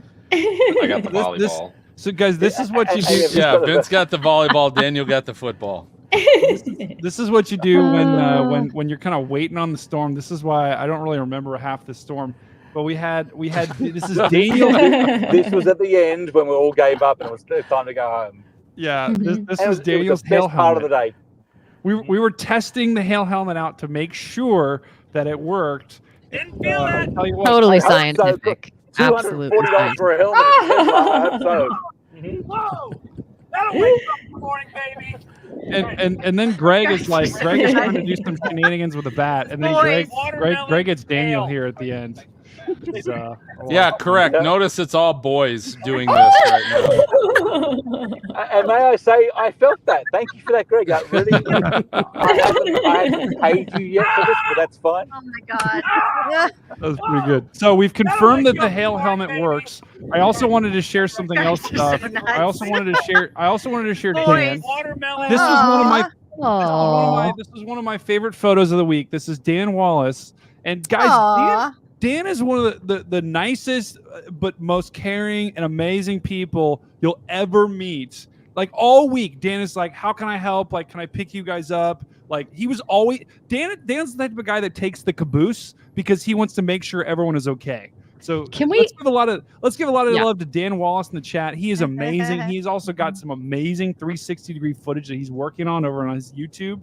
But this is Dan with Vince the Dino. Dan's taking really good care of Vince in the Best Western lobby. So Can we also talk about how anytime like there were mic drops on the radio, it was Dan. Yeah. Like we're all doing our shenanigans, right? We're all having our good time, we're all having fun. And then Dan comes in with like the mic drops every time, or the little dry humor here or there, and freaking kill every time. Like you can't hit the little radio button and be like, ha ha ha ha, and laugh into it without feeling like, but I want to do that about 300 times a day. Dan is amazing. And Serena, wouldn't you say though that's why it pisses me off when we actually have him on the show like this? Because we don't get any of that. I know. Like he doesn't say anything when he's actually on the show, but you're right, he is the comic relief. Oh my god, he is so all funny. the time. Yeah, he speaks Holy softly and hell. carries a big stick. That's Dan. Oh my That's god. Dan right there. Now, Dan's one sense of humor is like, I don't know. He's just like, I guess Wendy's ran out of F's. It's like with this but like Dan, you are so. I have to say this too about you, Dan, because Dan, you're so incredibly caring, and the amount of times you had me laughing in the car, and like Serena said, we couldn't press the button every time, but we were like giggling nonstop because of you, Dan. So thank you. One more thing I want to show is can you guys see it? Oh, you no. might not be able to see it now. We know. But you'll be able to see it in Dina. a sec. This is at the end of a very long chase day. I want you guys to focus on Dina there in the left-hand part of the screen. Oh, wait. Nope. No, wait. Where is it? Where is it? No, wait. Where is it? Oh no, what have you done? Hold on. We're going to find it. We got it right here. Pinch There's and Dina. zoom. There's Dina. Yeah, this chase day. She's like, "Are you kidding me? Stop taking a photo of We're me." like right in the middle of trying to rebook our flights. I'm spending like $400 and all this, and Oh my me and God. Serena are trying to book our 2 flights. She just booked hers. I'm like, I gotta get mine right now, otherwise we're in trouble. And Brady's like, See, let's take a picture, and I'm like, Jesus Christ. this is where you need a meme. You need a meme saying, "Storm chasing is fun." Correct. That, It was that, like- ladies and gentlemen, is what zoom into that. That's what storm chasing is really like. No, it's, Yeah.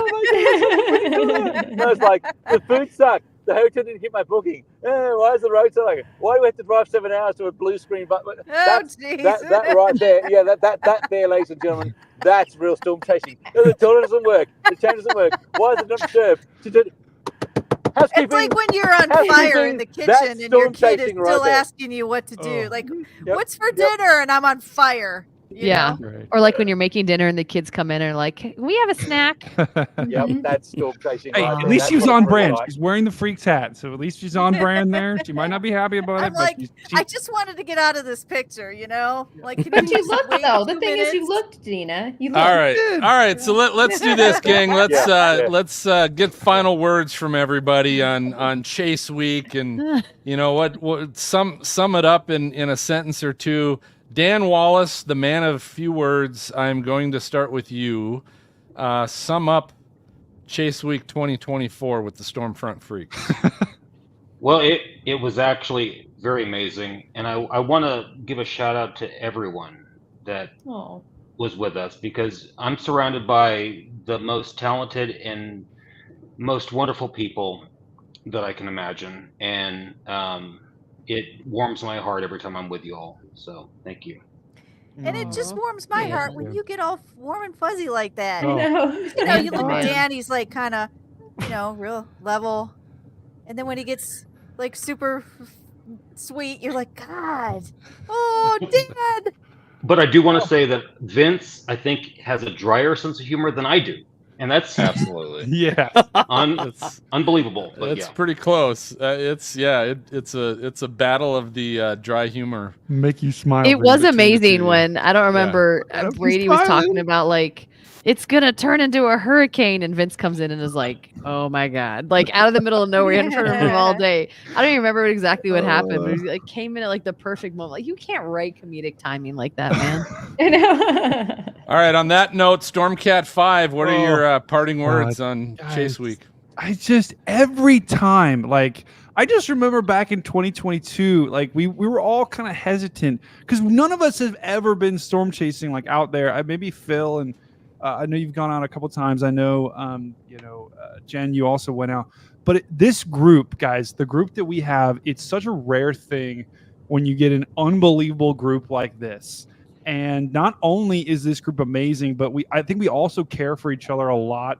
We look out for each 100%. Other. There was a night where I had bed bugs, my room had bed bugs, and I was like texting to see who could have a room because there were no rooms available in town, and like 3 people responded with, "Hey, like we've got a room." So this is just an unbelievable group of unbelievable people. I think we all bring something different to the table, and not only that, but also this community that you guys that we built over the years. You guys are also amazing too. This Chase Week was unbelievable for a lot of reasons. We had a lot of great photos, a lot of great people, but I think it was the people, not the storms, that made this amazing. And I love you guys a ton. Every single one of you on the panel, and Daniel and Vince, you guys are in this too. You guys are amazing. I love you as well. And every single person in the chat, you guys made this week one for the record books. All right, Jen. Oh my gosh, I'm going to share a photo. This word sums up how I feel about the whole chase, but it was absolutely incredible. I'm very happy, guys. Oh, do you guys have the picture of you? Oh, yes. Brady, can you pop that up? Yeah, I got it. I'll pull it up. Oh, this is great. This is how amazing this group of people like really truly is, because I unfortunately couldn't go on the last 2 chases with the team just because of certain things happening. And so I was devastated, and going along on this chase, I knew it was going to be amazing, not just to see storms, but to be with these people. And so we were driving through Happy, Texas, and like everyone, because we're like, should we stop and take a photo? And like, it wasn't just me taking a photo. Serena and Dino were making sure they got it. Like everyone was taking a photo of Happy. And so we didn't stop, but Brady photoshopped this, but it just, I don't know. Oh, this is real. It looks 100%. Oh, it is real. It is real. It is real, guys. It is real. We pulled over and we stopped, and it's real, 100%. But it's just, we all flowed together. Like there was no there it is. Favorites. That did happen. But there was no drama. Like you would think with what we got 9 people with the whole crew, including Bryant. there would have to be something. No, we all contributed. We all have our own knowledge, our own experience. And it was just so flawless and beautiful. Like even on the radioing between cars, we all like said different things, had different tips to add to the forecast and where we were going. It was just a truly magical, amazing experience. And even I've thought about it a couple times and I've teared up because it was so special. And I'm not going to do it now, but it was. Don't cry. I know. Don't cry, Jen. I know. I'm not going to. I did though earlier, but I'm not going to. I love you guys. All right, Griggles. Greg, Well- who almost wasn't with us maybe for a week. Well, but he was. For me, it was at the tail end of 5 straight weeks. And I was tired going in, but it was the moments for me that just kept the whole thing going. It was so much fun. Like, for example, Phil, maybe you could tell everyone, how can you tell if a fence is electrified or not? Dude. You try wrapping your GoPro tripod around it. Right. And I'm standing next to Phil, and he's swearing, and he's jumping up and down, and I thought he got bit by a snake or something. And those moments, and like Daniel said earlier, you're running into people that you haven't seen in a year or two or maybe more, and that was the fun part for me, and this was really the first year that I've been back chasing for any amount of time since COVID. So for me, it was a thrill of a lifetime. I guess we are still waiting though next year for our big tornado crossing the road in front of us, right? Like we didn't have that, but it'll come. It'll come. You just we got to put the days in, put the time in. But it was a ton of fun, and thank you, by the way. A special thank you to Brady for he's hanging out. He's what is he, 17 years old, and he's hanging out with all of these 19. All of these old dudes and old ladies that are You guys are young. having a hard time getting our tired bones out of the car. And he's running around, and he's shouting, and he's screaming, and he's having fun. He's live streaming. And I think we all shared a comment to each other saying, like, I just don't have the energy to do what he's doing right now. And for that. And it was great. And thank you, Brady, for making it so much fun for all of us. Guys, it was not me, it was you guys. And it was Vince. Hi, I'm Vince. Vince the Dino made it home, people. See, everybody that didn't have to ride with you, Brady is like laughing and he's so cute. Yeah, that's what I'm thinking too. I just want you to know that. All right, Dina, what are your parting words on the week? I would say, nothing would be that much fun to go 2,800 miles without you guys. To have the friendship that we have. And, it's funny because I've been telling people about our chase week this whole week. And I'm like, this month is actually I'm going to date myself, 27th year of being a Met with the Weather Channel or the Weather Company in a whole. I've done different things in there, but I can go out with you guys and still learn something new. Like to get somebody else's perspective on things or learn something new. Like, you never really, like Reed's always saying, never stop chasing, but you never stop learning either. And there's something about that just makes me so happy that I can enjoy it with you guys. We have such little niches, like we've said, everybody has their thing that they do well, but I love being able to talk to you guys about the models or what when you guys have especially like Greg and stuff, he's chased way more than me. So, I mean, I'd be stupid not to really take his advice. So I just love it. Everybody's got a different background and it all adds to the fun. It does.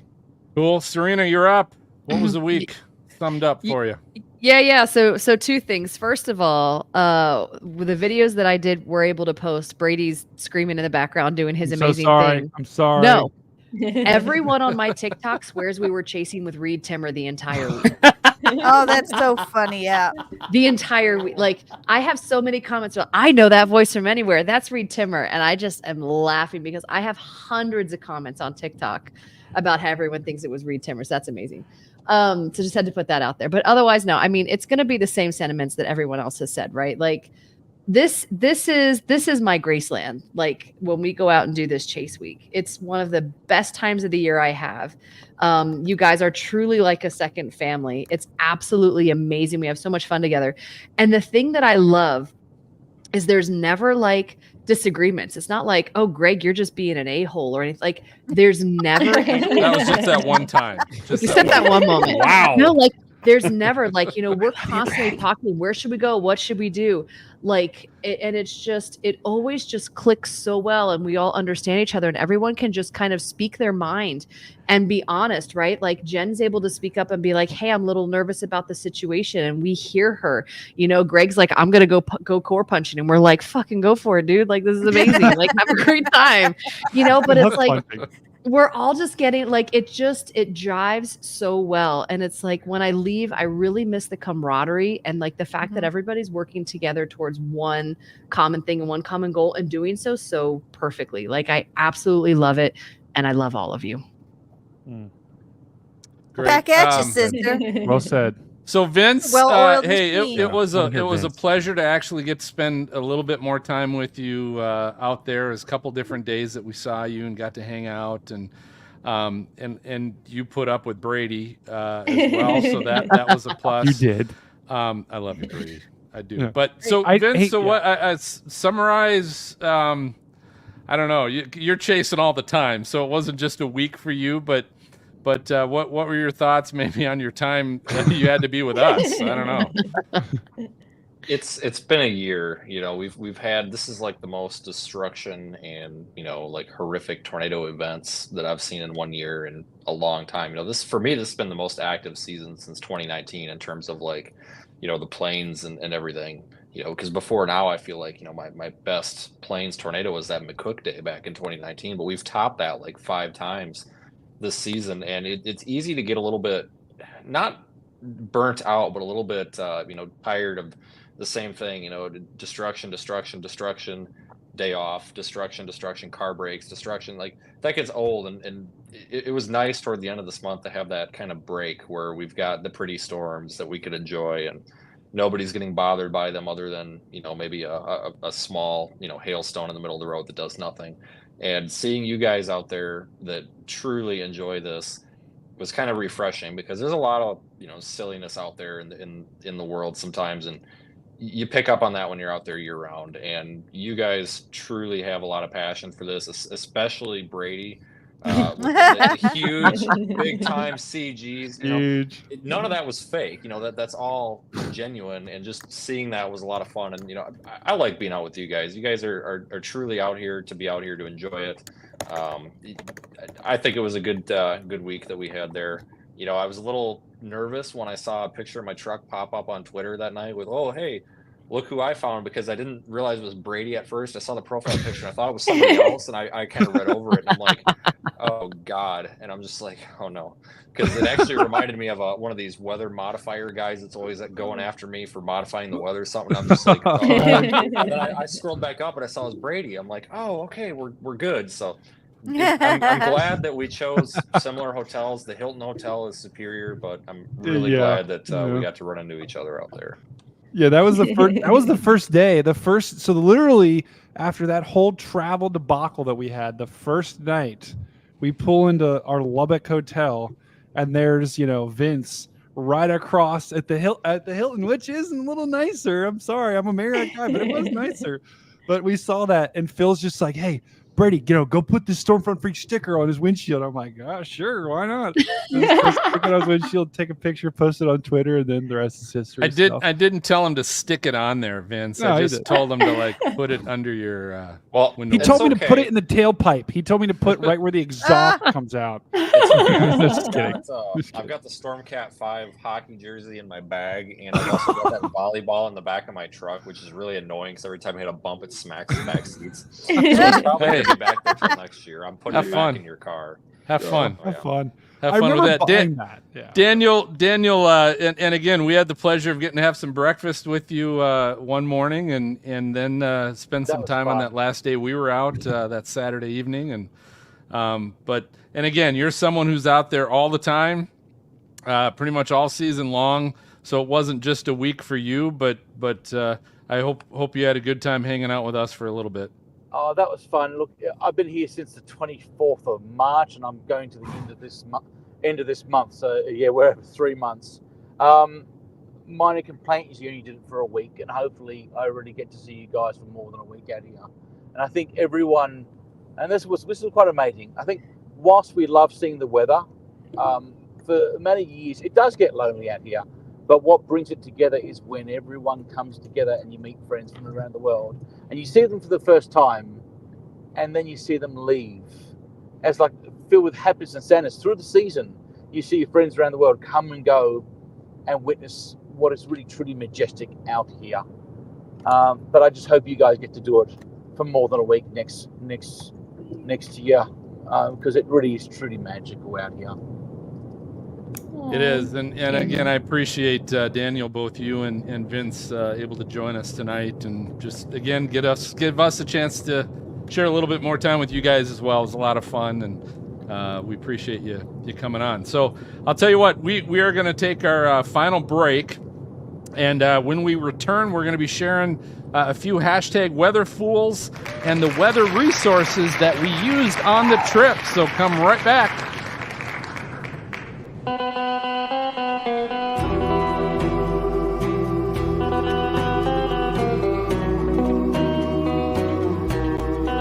Hi, this is Lori Bailey, and I am a Southern Arizona photographer and Stormchaser. You are listening to the Stormfront Freaks podcast. Let's take a drive under the moon. Let's take a drive under the somber sky. Let's take a drive under the moon.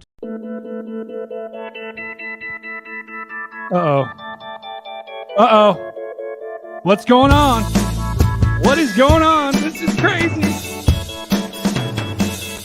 Guys, welcome back to the Stormfront Freaks podcast. Who am I? I'm Stormcat. What is this segment? This is Weather Fools. For those, maybe it's just your first time, or you're a little forgetful. Like me, I'm a little forgetful at times. This is Weather Fools. We're us as the freaks. We're going out on the internet. We're going to the dark web. Phil loves to say the dark web. Phil, I don't know how you get on the dark web. You're going to have to show me someday. But this is Weather Fools. We're looking for people on the internet that did something not so smart, and it deals with the weather. Guys, I'm going to be honest. I have no clue who has Weather Fools this week. Someone's going to have to help me out. Greg, you're first. Greg's at 3. Go.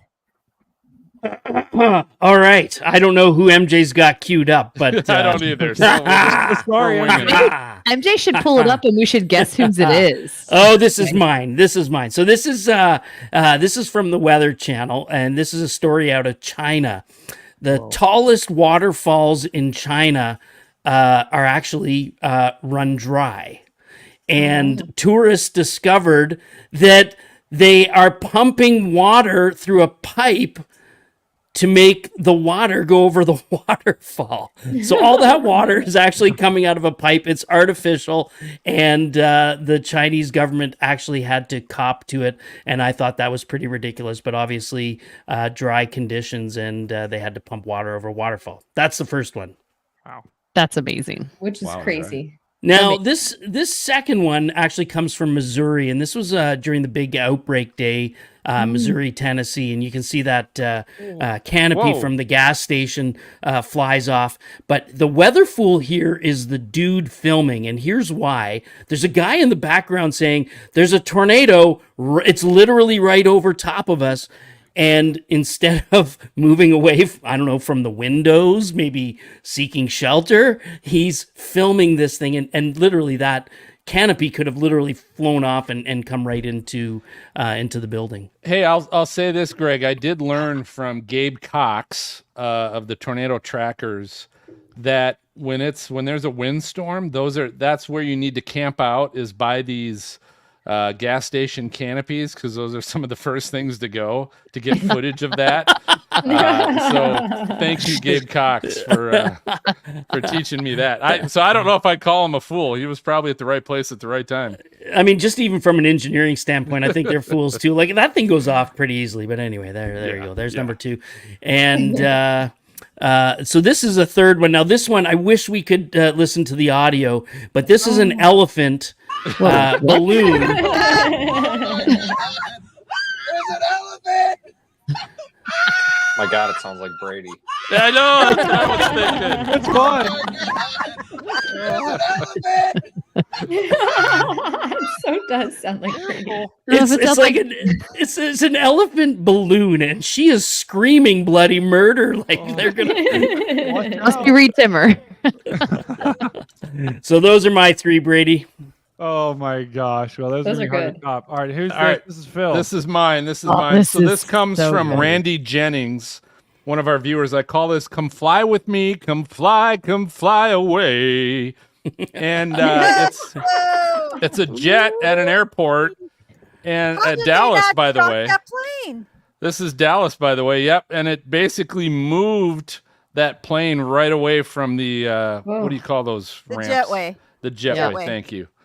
Yeah. Well, listen, Phil, the top of the screen there says this happened this morning in Dallas. I wonder if that's our same storm. That was Actually, it our- is May 28th. There's May the 28th. date's right Yeah. there. Yeah, that's Yeah, turns out airplanes make really good wind vanes. But I'm just looking like, why did they not shock the front tires? Like I've worked on Yeah. the ramp before during Guys- school. You chalk the tires. Also, look at the timestamp. It is 12:11 p.m. That is I saw this when I was about to board my plane, and I'm like, oh no, this is coming right at me. I'm screwed. Because if this is the wind, And we're Greg not said taking you'll off. be okay. You'll be all right. Yeah, you'll be all right. You're good. You'll be Oh gosh. Okay, so this is actually mine. So we have That looks familiar. guys. This was when we were chasing. This is from Reed Timmer on Twitter. We had actually a couple of phallic clouds that occurred while we were chasing. This was one from Reed, and this was pretty out of control. So Reed, I think this cloud needs Viagra. And then we also caught this one as well. We also caught this one. Yeah. That's great. That's the most used one. And then I told Greg, like in the gas station, "Hey, Greg, could you just like pose to the right and act, shocked?" And so Greg kind of looked to the left and then opened his mouth, and then I boom and Photoshop, and we're good. So And literally, the moment he took the picture, I'm like, "Oh shit!" Greg came to all of us and he's like, Yeah, I so fell for it. Yeah, so this was in our show. This was in our post on Twitter. So this is where that photo came from. All right, guys, who else has a weather pool? Dina. I have one, but I don't. Does MJ have mine? I have no idea. No, Just he's share shaking his head. your No, he screen. doesn't. Share your screen. Ah. All right. Can you share I your am screen? sharing Share my your screen. screen. If MJ Go Dina. could Go Dina. I'm gonna need I don't know. 30 seconds to do mine.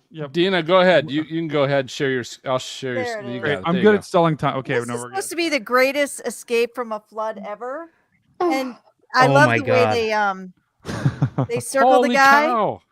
Look at this guy. So he's like, nope, can't go. And then there's water coming from behind him. There's water to his right. There's water up to his left again. And look how fast this guy goes. Like he just hits the gas pedal. Oh wow. And like Damn, now look at it's him. converging. Like go, No go. way. Oh, No way. this guy. He Oh, split he- the needle. He did, and he's This in is it. wild. Wow. Yeah, I just love this. This was so funny. That's like us in Midland. Yeah. Right? It's Yes, like, oh, there's yes. a tornado behind us. There's a Drive bear's cage faster. in front of us. Drive Except where's the faster. bumper? I don't see Phil's bumper. Yeah, Oh, well, I don't know, RIP. but that's the only one I had.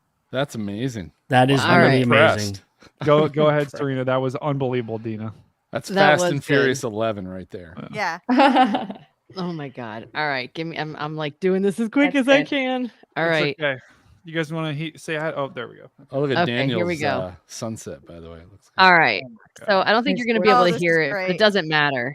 So I Oh, love this this one. I one. texted to Phil because I loved it so stinking much. But there's like a windstorm going on, and so you see the tents and the chairs blowing, and then that guy comes by. How random is that guy? It's the best video ever. I was like, what the hell is this? I umbrella can't get this thing surfing. to go away. But woo, there he goes. Just just windsurfing a freaking table umbrella because That was he so can. funny. I may have peed my pants a little. I laughed Oh, so God. hard when I saw this one. That's awesome. There he goes. Wee. Yeah. Wow. Wow. Does anyone else have any weather fools? I think that might be it.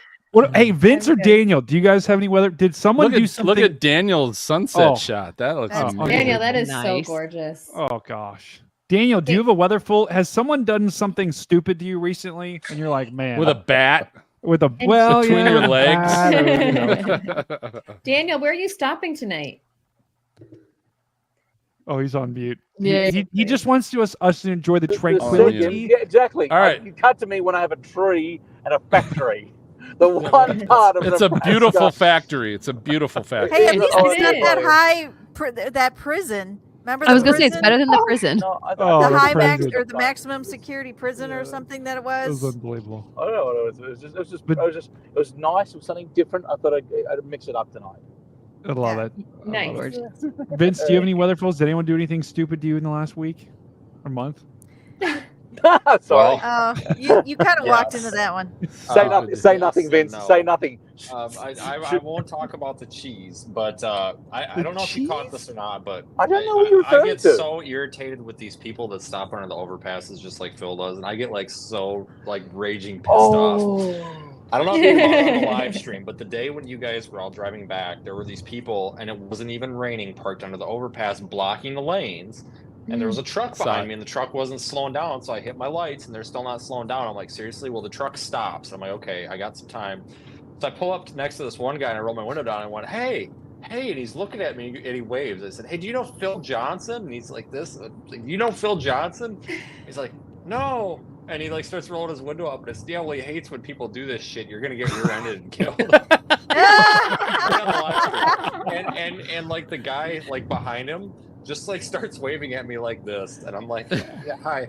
So I don't know what happened there, but I looked, I made sure there's nobody coming, but I feel like I did my civic duty there of getting people to move on, because like this was the middle of nowhere, and there was like 6 cars under this overpass, and it wasn't even raining. They were like, it was bottlenecked. I'm like, you're gonna get smoked. So I was proud of you, Vince. You Yeah, know that what? would have been wonderful if I would have screened Vince, I want to share the cheese story. Can I share it? Please, Do it. Please, Yeah. please. Cheese, Can I share cheese, the cheese story? Cheese. Can I? Go. Do it, Give Daniel. permission? Yeah, Okay. go. We're in McDonald's. Where are we? We're in Sydney, Nebraska, at McDonald's, and Vince has ordered a cheeseburger. He's like, "Oh, God damn it! Like, there's no cheese in my cheeseburger." I said, "Vince, you're my friend. I will get you cheese." I went up to the counter saying, "Hey, you forgot the cheese for my friend's cheeseburger." So it's just like I said, just bring back the burger. We'll give it. Just put a piece of cheese on anything. They put it inside a fucking container. It's freaking amazing. I bring it to Vince. He goes, "Oh God, I'm an idiot." I'm like, what? I ordered a hamburger. So I went back up to the counter. I said, "Look, just so no one gets fired, my friend is an idiot. He ordered a hamburger, not a cheeseburger. You guys are all great. Thank you very much." And he was like, "He's got a piece of cheese." And Vince was what up, Vince? Thanks, Daniel. The Sydney, Good friend. Nebraska McDonald's, on behalf of Vince and the great art community, we're sorry. We owe you 18 cents for cheese. That's a ride or die right there. Listen, we've all been there. I ordered things. I don't even remember what I had for breakfast or lunch this morning. So it just, we've all been there. Nuggies. Yes. Yeah, But, hashtag Cheesegate. That's what hashtag Cheesegate. Hashtag yeah, weather fool. McDonald's. Yeah. Vince is in debt to McDonald's Corporation for 18 cents or whatever the wholesale price is for cheese. You should be Yeah. ashamed. Oh my Vince. God. Guys, does anyone else have any weather fools? Hang your head. No. All right, guys. So this is Weather Fools. If you go to stormfrontfreaks.com, look for show 211. You're going to see links to all of these. Guys, I also want to give a shout out to Melody. We did not get a chance to highlight her. She's a new YouTube member. Guys, if you're on YouTube, we just introduced our memberships. So we've got a Vince the Dino emote. We also have a Stormcat emote. So if you do become a member, you get access to, I think the first one is the Vince the Dino emote. The second one is the Stormcat emote. We're going to keep growing that as we get more members. So thank you guys for subscribing to the show and becoming members. You guys are awesome. Once again, if you want to check out Weather Fools, go to stormfrontfreaks.com, look for show 211. That's what I want.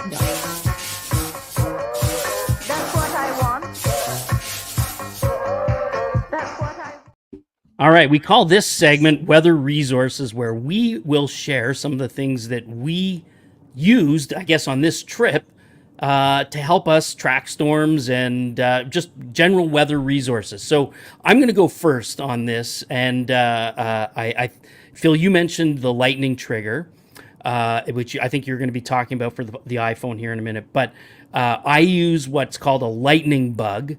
It's similar to the lightning trigger. Daniel, what is it? Lightning trigger 2? Is that the one they're on, or are they on 4 now, or whatever? LT4. Yeah. Yeah. So I'm using one called a lightning bug. It's a little bit less expensive. There's one out called a Pluto trigger. There's a whole bunch of them in the genre of lightning triggers. So what is the advantage of them? Well, you still got to get your settings right on the camera. You still have to know how the camera works and all that kind of stuff. But the giant advantage with a lightning trigger is that as a lightning bolt forms and comes crashing down to the earth, there's an infrared signal which gets put out by the lightning just in the milliseconds before the actual lightning strike. And this trigger will actually trigger the shutter on your camera to fire let's say a couple milliseconds later, and times it out with when the actual lightning strike hits. And it works great. And as Daniel will probably attest to, there are conditions and times a day you don't need a lightning trigger. But when you have a fair amount of light and you have faster shutter speeds, a lightning trigger can be a very invaluable tool. So that's mine. So check out Lightning Bug, check out Pluto Trigger, Lightning Trigger 4. There's all sorts of them. All right, who's next? I'll go next. Just a couple quick ones. Number one is an app called Hotels Tonight. So I don't use that when Brady's around because he's a little more, kind of like Vince. He's kind of needs the higher posture hotels. He's always freaking out about the bed bugs. Hotels Tonight basically looks at all the hotels and ones that aren't filled up yet for the evening. So they'll give you a much better deal. There's ratings for each of them. All the users of this app then can rate each hotel, and so you look for ones that are good priced and have high ratings as I drive down to Texas and drive back home. So that's a great app. The second app for iPhone is called the iLightning Cam 2, and that's the lightning trigger like Greg talked about, only for the iPhone. And so it works a little differently. It's not infrared, but it helped me capture a lot of those shots that I shared tonight. It works really good, and there's some settings you can play with, certainly to get better images. And it takes 3 shots every time it senses lightning. And so you end up going through a lot of, you would on a camera anyway, but you end up going through a lot of photos and deleting a lot of them that didn't turn out great. But iLightning Cam 2 for the iPhone. And the last one I want to cover that was a big help was the WeBoost Drive Reach cell signal booster. So it's a cell signal booster you put in your car, and it basically pulls in the cell phone signals, boosts it a little bit better, and then sends it out within your car. And when you're out in some of the boondocks that we are in, that really helped us get better cell phone coverage and cell signals, helped us stream a little better. It was amazing because the one day that Greg was riding with me, we turned it off and we lost like 2 or 3 bars, turned it back on, and bloop, jumped right back up again. So, and we kind of did it as a blind test. Phil would turn it on and off without letting me know, and I would let him know when the bars went up and down. And so it worked really good. Yeah, worked great. So that's what I got. All right, who's up next? Dan. Next. Okay, Dino, go ahead. Last. So I have, my nice camera too. It does have Wi-Fi, so you can hook it to your phone and send the pictures over. But I find like it's really slow and cumbersome to do it that way. So I had brought my tablet with me that I had bought this year, and I loved it. But I couldn't get my my SD card from the camera into the tablet. So Serena, who's a genius, lent me one of these, and I had to buy one. And it's a little SD card. It's an SD card reader. Let me see if I can put it in here right. And it's got 2 different ends. It's got like a USB and a USB-C. and you just pop it in. 2 seconds, I was done. It's way easier than trying to get your Wi-Fi from your camera to say your phone. And I don't want to put every single photo on my camera because I have 500 of me trying to just hold the shutter down and get a picture of lightning. So this thing was great. It's $7 on Amazon. It's just love it, search Tina. for like SD card reader, and this thing is awesome. Love it. Yeah, that thing is great. I Cool. love that thing. Yep. Serena, you got one? I do.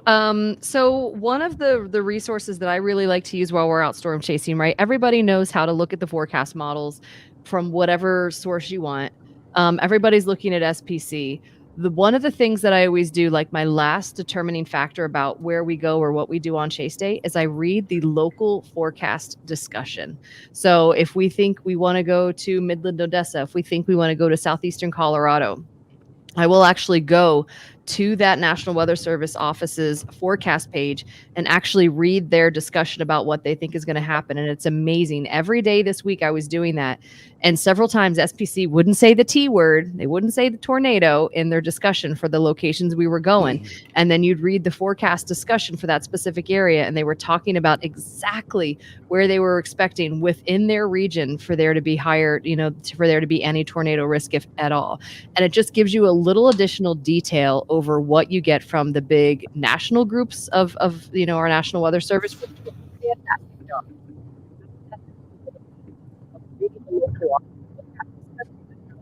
A game changer for us this week. Very cool. I love that, Serena. Brady, you want to go next? No, let's go. Okay, Jen Watson, you're up next. All right. So I do love the SPC mesoscale analysis. I think that's a really awesome way to just look at every factor you can really, really quickly when it comes to forecasting, but also the outflow boundaries. And if you've never gone chasing before, you're not sure what to, go after because there's multiple different regions, go for the outflow boundary because that is where you're going to get that extra spin. And we saw it clearly, on our chase that those storms that ingested that went through the outflow boundary or got kicked off from the outflow boundary tornadoed. And even I think it was on Sunday, we were driving back that caused that beautiful supercell over Stockton, Texas. And then they set a state record for hail. So the outflow boundary and SPC mesoscale analysis, I love. All right, Brady, you're up. All right, guys. I'm so sorry. So Oh my God. this is my weather resource. It's Dino Tracker. It's dinotracker.com. And Oh my God. it gives you the live location of dinosaurs. So if I were to click here in Oklahoma, if you're storm chasing, look, there was an Ankylosaurus sighting. Ankylosaurus. An Ankylosaurus sighting. At a driver in Enid, Oklahoma. Is he which is drunk? I'm sorry. Can you say that again, Brady? Ankylosaurus made the wrong decision and tried to cross the road. Look at this one in Nashville. This is rock. Oh my God. Autry had a Hey, what's up, pterodactyl. Watch this. He's coming in. Here comes the pterodactyl. So this is a great resource when you're storm chasing to know, is there a dinosaur near me or not? And All right. I'm so sorry. So, if you want to check out Dino Tracker, or the SPC meso analysis, or lightning triggers, or any of that stuff, we will have all of that in the show notes for episode 211 at stormfrontfreaks.com. Phil? Send me a postcard, drop me a line. You've got mail, baby, yeah. Yes. Part of our show. We have our listeners and our viewers write in, hopefully saying something sweet. We like that. And we do have one from Fuzzy because Fuzzy's awesome and Fuzzy's always talking love to Fuzzy. us. Yeah, Fuzzy's always part of the show. He said, great episode as always. Can't wait to play Outbreak when it drops next month. By the way, happy birthday to Angela. So mention us and tag us in your next social media post and you might hear it on our next episode. Very good. Well, thank God Brady doesn't have a line on our script for the rest of here as we close out. I don't think. Actually, I do have to go to him for one thing, damn it. But that just about does it for this episode of Stormfront Freaks Live. So thanks for tuning in. Do us a favor. If you like our show, hit the follow and subscribe button. Help us get discovered by sharing this episode on your social media post. As Brady says, what's pound that subscribe button or slam. What's the saying, Vince? What are you supposed to say? Ring the bell or something shit. There you go. All right, any of that stuff will work. Every time you hit the subscribe button, I'll that was say said with CG. so much enthusiasm. Everyone, just ring the bell. Ring the bell. Pound Ring that the bell. subscribe button. Hey, as soon as we finish our closing part of the show, in our after show party, we're going to do the giveaway for our Patreon members, so stay tuned for that. Freaks, let's go around the horn and find out how people can follow you. Dan Wallace, I'm going to start with you. Where can people follow you? On YouTube, Dan Wallace WX. Thank you. Awesome. All right, I'm going to skip Brady. Jen Watson, where can people find and follow you? On X, you can go to @JWatson_WX and Jennifer Weather on Instagram and TikTok. Okay, Greggles. On Instagram, Tornado Greg. On Threads, Tornado Greg. And on Facebook, Greg Tornado Hunter. Wow, you're pushing that Threads thing, huh? Yeah. Right. No more X for me. You and those 10 other people. Good job. All right, Dina, where can people I'm follow one you? of those 10 other people. I'll still do it just because I get tired of X too. But I'm Lady Pilot 70 on Instagram, X, and Threads. Serena? All right. Where can they find your book? Don't forget to talk about that. Yeah, okay, I won't. So everything for social is WX Serena, WXCYRENA. And so Instagram, Facebook, TikTok's the big one, X Threads, whatever. But yeah, my book, The Hurricane Story, you can pre-order now at francisfoxstories.com. francisfoxstories.com. You can pre-order your copy of The Hurricane Story. They'll print in about a month. I'm super excited. All right, Vince, where can people find you? I'm having a hard time keeping it together with whatever Brady's got going on there. But Jesus Christ, help us. Oh my God, I can't be with him. SeeTheStorm.net, SEE, not the letter C. If I say it, everyone's like, oh, I typed in the letter C. I'm like, no, it's C. Like, you look with your eyes, which was really smart because all these people are like, oh, how do we go see the storm? I'm like, boom, trademark. So SeeTheStorm.net, not .com. We lost that, and thank GoDaddy, but you can find everything there. Beautiful. All right, Daniel, where can people follow you and your streams? You can watch my streams, severestorms.com.au, and on Twitter. Thank you. There you go. At Daniel Shaw AU. Daniel Shaw. Okay, and Brady, I'll give you one last shot to redeem yourself. Give me the shit. Okay. Was he drunk? I didn't even know he was drinking. I just Googled that like 5 seconds and found I can't believe there's something that.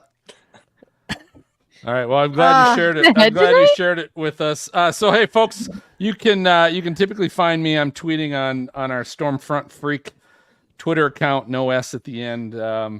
But I don't know. I'm kind of done with social media a little bit. We'll see how that works. But all right, our next episode, we've got the creator of the StormNet tornado forecast model and atmosphere analytics. So Andrew Brady is the creator of this StormNet tornado forecast model, which is really good. Like, he's done a really good job. I'm really looking forward to finding out a little bit more about what he's done and kind of how he's created that. But it's now a pay-for-use model, but it was really good. So I look forward to talking to Andrew Brady. We're going to be live Thursday, June 20th at 9 p.m. Eastern, 8 o'clock Central on YouTube. And, of course, the audio podcast will be available that weekend on your podcast player. For those of you watching, stick around for our after show party.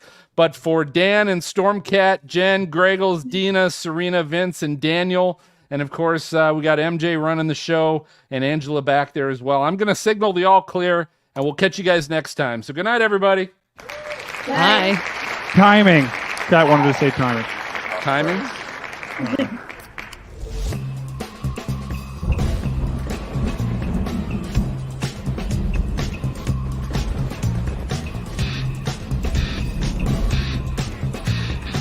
Thank you for tuning in to the Stormfront Freaks podcast. You can watch our bi-weekly show live on youtube.com/stormfrontfreaks and download the audio version on your favorite podcast player.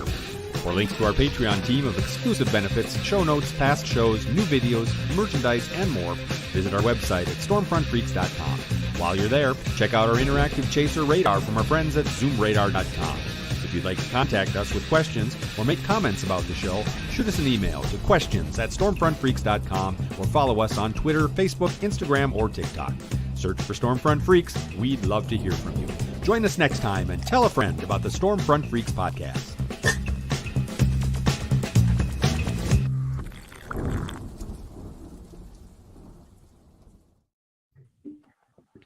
Woo! What a marathon! Holy cow! Thanks for keeping it together, Brady. Yeah. Dude, I kept looking at these things. Oh my god! One reports What all of was the that? pictures. Like, that's in That's Pittsburgh. amazing, Brady. This one in Wyoming. Oh no! Oh, that's cute. You're getting chased. And I wonder if there's people out there who are like, "Is this real?" What's going on? That's amazing. Oh my god. You know, there's people that think that's real. Oh, for sure there are. Oh my god, that's Rock. amazing. Now I know why you're laughing so hard, Brady. I couldn't keep it together. Oh, go to Hawaii. Go to Oh Hawaii. my I just God. kept See what's clicking in more. And Hawaii. it's like, what is going on? Uh-oh. Oh. Oh. Damn. Somebody pays the bill to host this website. That's what amazes me. Oh, God. They got the look at the latitude or what I can't even Latitude, longitude. All right. I'm sorry. You gotta take a picture of your Vince the Dino and Put it on or a there. video and put it on there. Yep, I saw one. It'd be funny if you could make Vince Dino like Oh, race Lord. behind Angela's truck. That would be a good one. Yeah. That's amazing. All right, so I'm gonna do the quick drawing while everyone's here. This is for our Storm Chase Week prize package with the anemometer and the Orange Crush and the autograph twister cards, all that good stuff. Here's what we got. So everybody that's eligible is our Patreon EF5 or Hurricane level members. That's part of the perk in those two tiers. So number 1, Angela, 2, Dan, 3, Garrett, 4, Alec, 5, Grant, 6, Green Frogger, 7, Jody, 8, Kay, 9, Lauren, 10, Liam, 11, Linda, 12, Patrick, 13, Stacy, 14, Steve, 15, Tay, and 16, Timothy. Look at you All right, guys. here's our randomizer, 1 through 16. Is Vince in there? Vince is a cheapskate. He's in our Blizzard level. He doesn't get. Plus, he got a jersey out of the deal, so that's not too bad. All right, winner's number 7. So that would be Jody. No, Jody Harris wins Nice, the. Jody. That's Brady's mom. That is Oh, it's my one. Good old Brady's mom got it. So congratulations, Jody. Brady's mom has got it going on. I've been saying that all week. She's now created a burner on Twitter so that no one can ever see when she's in the chat. So she's now got a burner so that no one's got Burner. I don't Did know. You tell her I that? Brady totally taught her that. What's her She name? knows more about YouTube than I do. I don't understand it. She's watching pickleball. I don't get it. Is she Elvis is Alive? Penguins 3? No. Okay. No. All right. Good. I like good your for mom, Brady's Brady. mom. Oh. Hey Angela, so you got any questions? You got any comments on our crazy storm week? We got to get you out next time. I do plan on going next year. I'll get like 4 weeks vacation, so Nice. kind of starting the new job kind of fucked me over on chasing this spring. Yeah, it does that. Those JOBs do that kind of thing. Yeah. Having to earn a living. MJ's heading out because he's got to plan some other stuff. We'll say goodbye to MJ. Bye, MJ, MJ. thanks. For all Bye, the MJ, yeah. quick things today. All the quick But direct. Brady, You'd be a good Stormy- director of TV. Stormy the You cat love wants to know him. why you're After I stealing her shtick. retire. Stormy the cat wants to know what, Angela? Why you're trying to steal her shtick. Her shtick. You know what? That's a great. Stormy the cat sounds like a great cat. I'm gonna be honest. We might need to have Stormy on. She was on like a few minutes ago. Not a second. Yeah. Are you guys reading the comments? I'm just enjoying reading the comments. The comments are awesome. Pickleball is close to tennis for 50 and older crowd. Thanks, Green Frogger. It is. It's not for 50 and older. It's for everyone. Do you play pickleball, Greggles? I love pickleball. I've never played. Oh, it. dude, we should. But now, having said that, I happen to be over 50. I was gonna say, and how old are you, Greg? You're almost 50. You look like you're 30. There's no way. Thanks, No Brady. way. Yeah. Anyway, Oh, Angela's got the kitty. There she is. so Vince, you got a pretty loyal following here, eh? It would appear so. I see a lot of people. Or are they just all very vocal following? Both, and that's a good thing, and nothing bad has been said, so that's good. Nice. That means It is a good group. I agree. Although I Good will community. say, Vince, the number of comments going through talking about how serious you are and how much bitching you do about the overpass thing, they were. They did make and he smiled. I got him to smile. Did you guys see that? I got him to smile. Right on. Right on. At the freeze frame it. Oh yeah, the overpass shit. That's Bob Pack Stormchaser says, so I don't like Vince. I don't like you either, Bob. Taking my you know what? Actually, the last time that I saw Bob, we were at this Love's truck stop, and these people were all coming up, because I've got my website on the side of the truck, and they're like, "Oh, you all storm chasers?" And we're like trying to have a conversation, and like we need to go, and like they all start talking, and Bob just looks at me and he's like, "This is why I don't put stickers on my fucking truck." And I'm just like, yeah, I need something to cover them up. What, like when you're in a hurry, or like maybe like a little light or a flag, like a purple light, like, oh, the purple light's on, that means like go away, or like a little flag, like I'm busy. I will Just a say little this. hand light. I brought it up to Vince, and it sounds like he was in for it, that maybe this fall, he and I are going to do some videos where we comment on some stupid driving. Like instead of weather fools, we'll call it like traffic fools. And we're just going to play a bunch of just stupid videos and just F-bomb everybody, I think, all at once. Dude, That sounds like a fun that's like segment. my thing. I could probably get you dash cam footage, and we could just go to town. Let's do it. Let's do it. That'd be great. Angela's gotta we're have going to do something some about it. videos and just call it fuck traffic or fuck people or something like that, probably. That's People literally suck. how I spent the first 2 hours of my day, was saying "fuck you, Salt Lake City." Dude, Nice. MJ is gonna love that editing. He's gonna. He doesn't love have to that edit editing. this. This is the after Whoa. show, so Oh, that doesn't show woo. up on the audio podcast. So he's good. Alright. I did see him though. Every time someone said a swear word, because I can see people in the green room. He's like, turn Yeah. over. Oh, better write that one down. Better write that one down. I try not to cause him work, but I think I may have caused him work Yeah. tonight. We've been better. We've been a much better. I've been a much better participant in the podcast. I'm eh. Whoops. Lately. Hey, Dina, you've been great. I do. He told me at one point I was the worst swearer, and I'm like, what? What the? He just Is he like keeping "What is tally? that?" I think that was just a blanket email he sent out to everyone, Dina, because I also got that I message know. from him. The worst abuser of it. I'm like, no. So Brady, who do we have to highlight? Other memberships we missed, or I'm not sure. Well, I'm not sure if we did or not, but Sarah missed some Pody of these. gifted. Do we do her, Sarah Pody? Nope, we Ooh, missed just Sarah. Sarah. Thank you, Sarah. That's yes, awesome. Sarah gave us 5 gifted memberships, which is huge. So Nice. Yeah, that's that is huge. amazing. Kathleen also gifted us a Stormfront Freaks membership as Aw. well. So Kathleen, you. you're Yeah, awesome. we covered Kathleen. So that's Okay. Elizabetta, did we cover Elizabetta? good. We nope missed her. She became a Elizabeth is an member. OG. We saw Welcome. y'all. Yeah, We Go saw ahead, her Paul. out chasing. Yeah. Okay. we did. Yeah. Okay. I have to ask, am I the only person who has no idea what a YouTube membership is?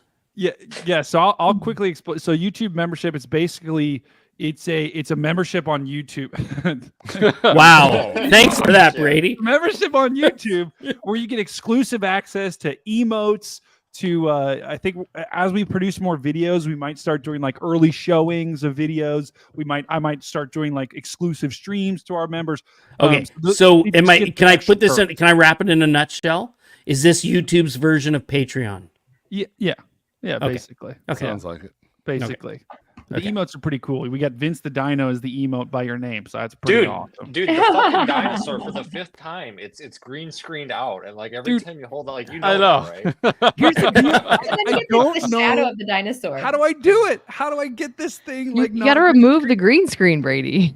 But then I just have a picture of my boring Get a blue apartment screen or background. But then we Yeah, see you the can get a dino. blue screen. But we Can I saw paint inside it? your closet. You That's can what paint the I'm dino saying. blue. Get some nice little dino clothes you can put on him, and then he's got That cute aren't little green. dino clothes. Yeah. I'm gonna Google that right now to see if So that's the thing. you know Sinclair makes one of those that's like 4 foot tall, right? Oh. Oh. God. Uh-oh. Do I have to order The that? the chat's gonna tell you to go buy the 4 Please foot tall one, Brady. Please God, no. Mhm.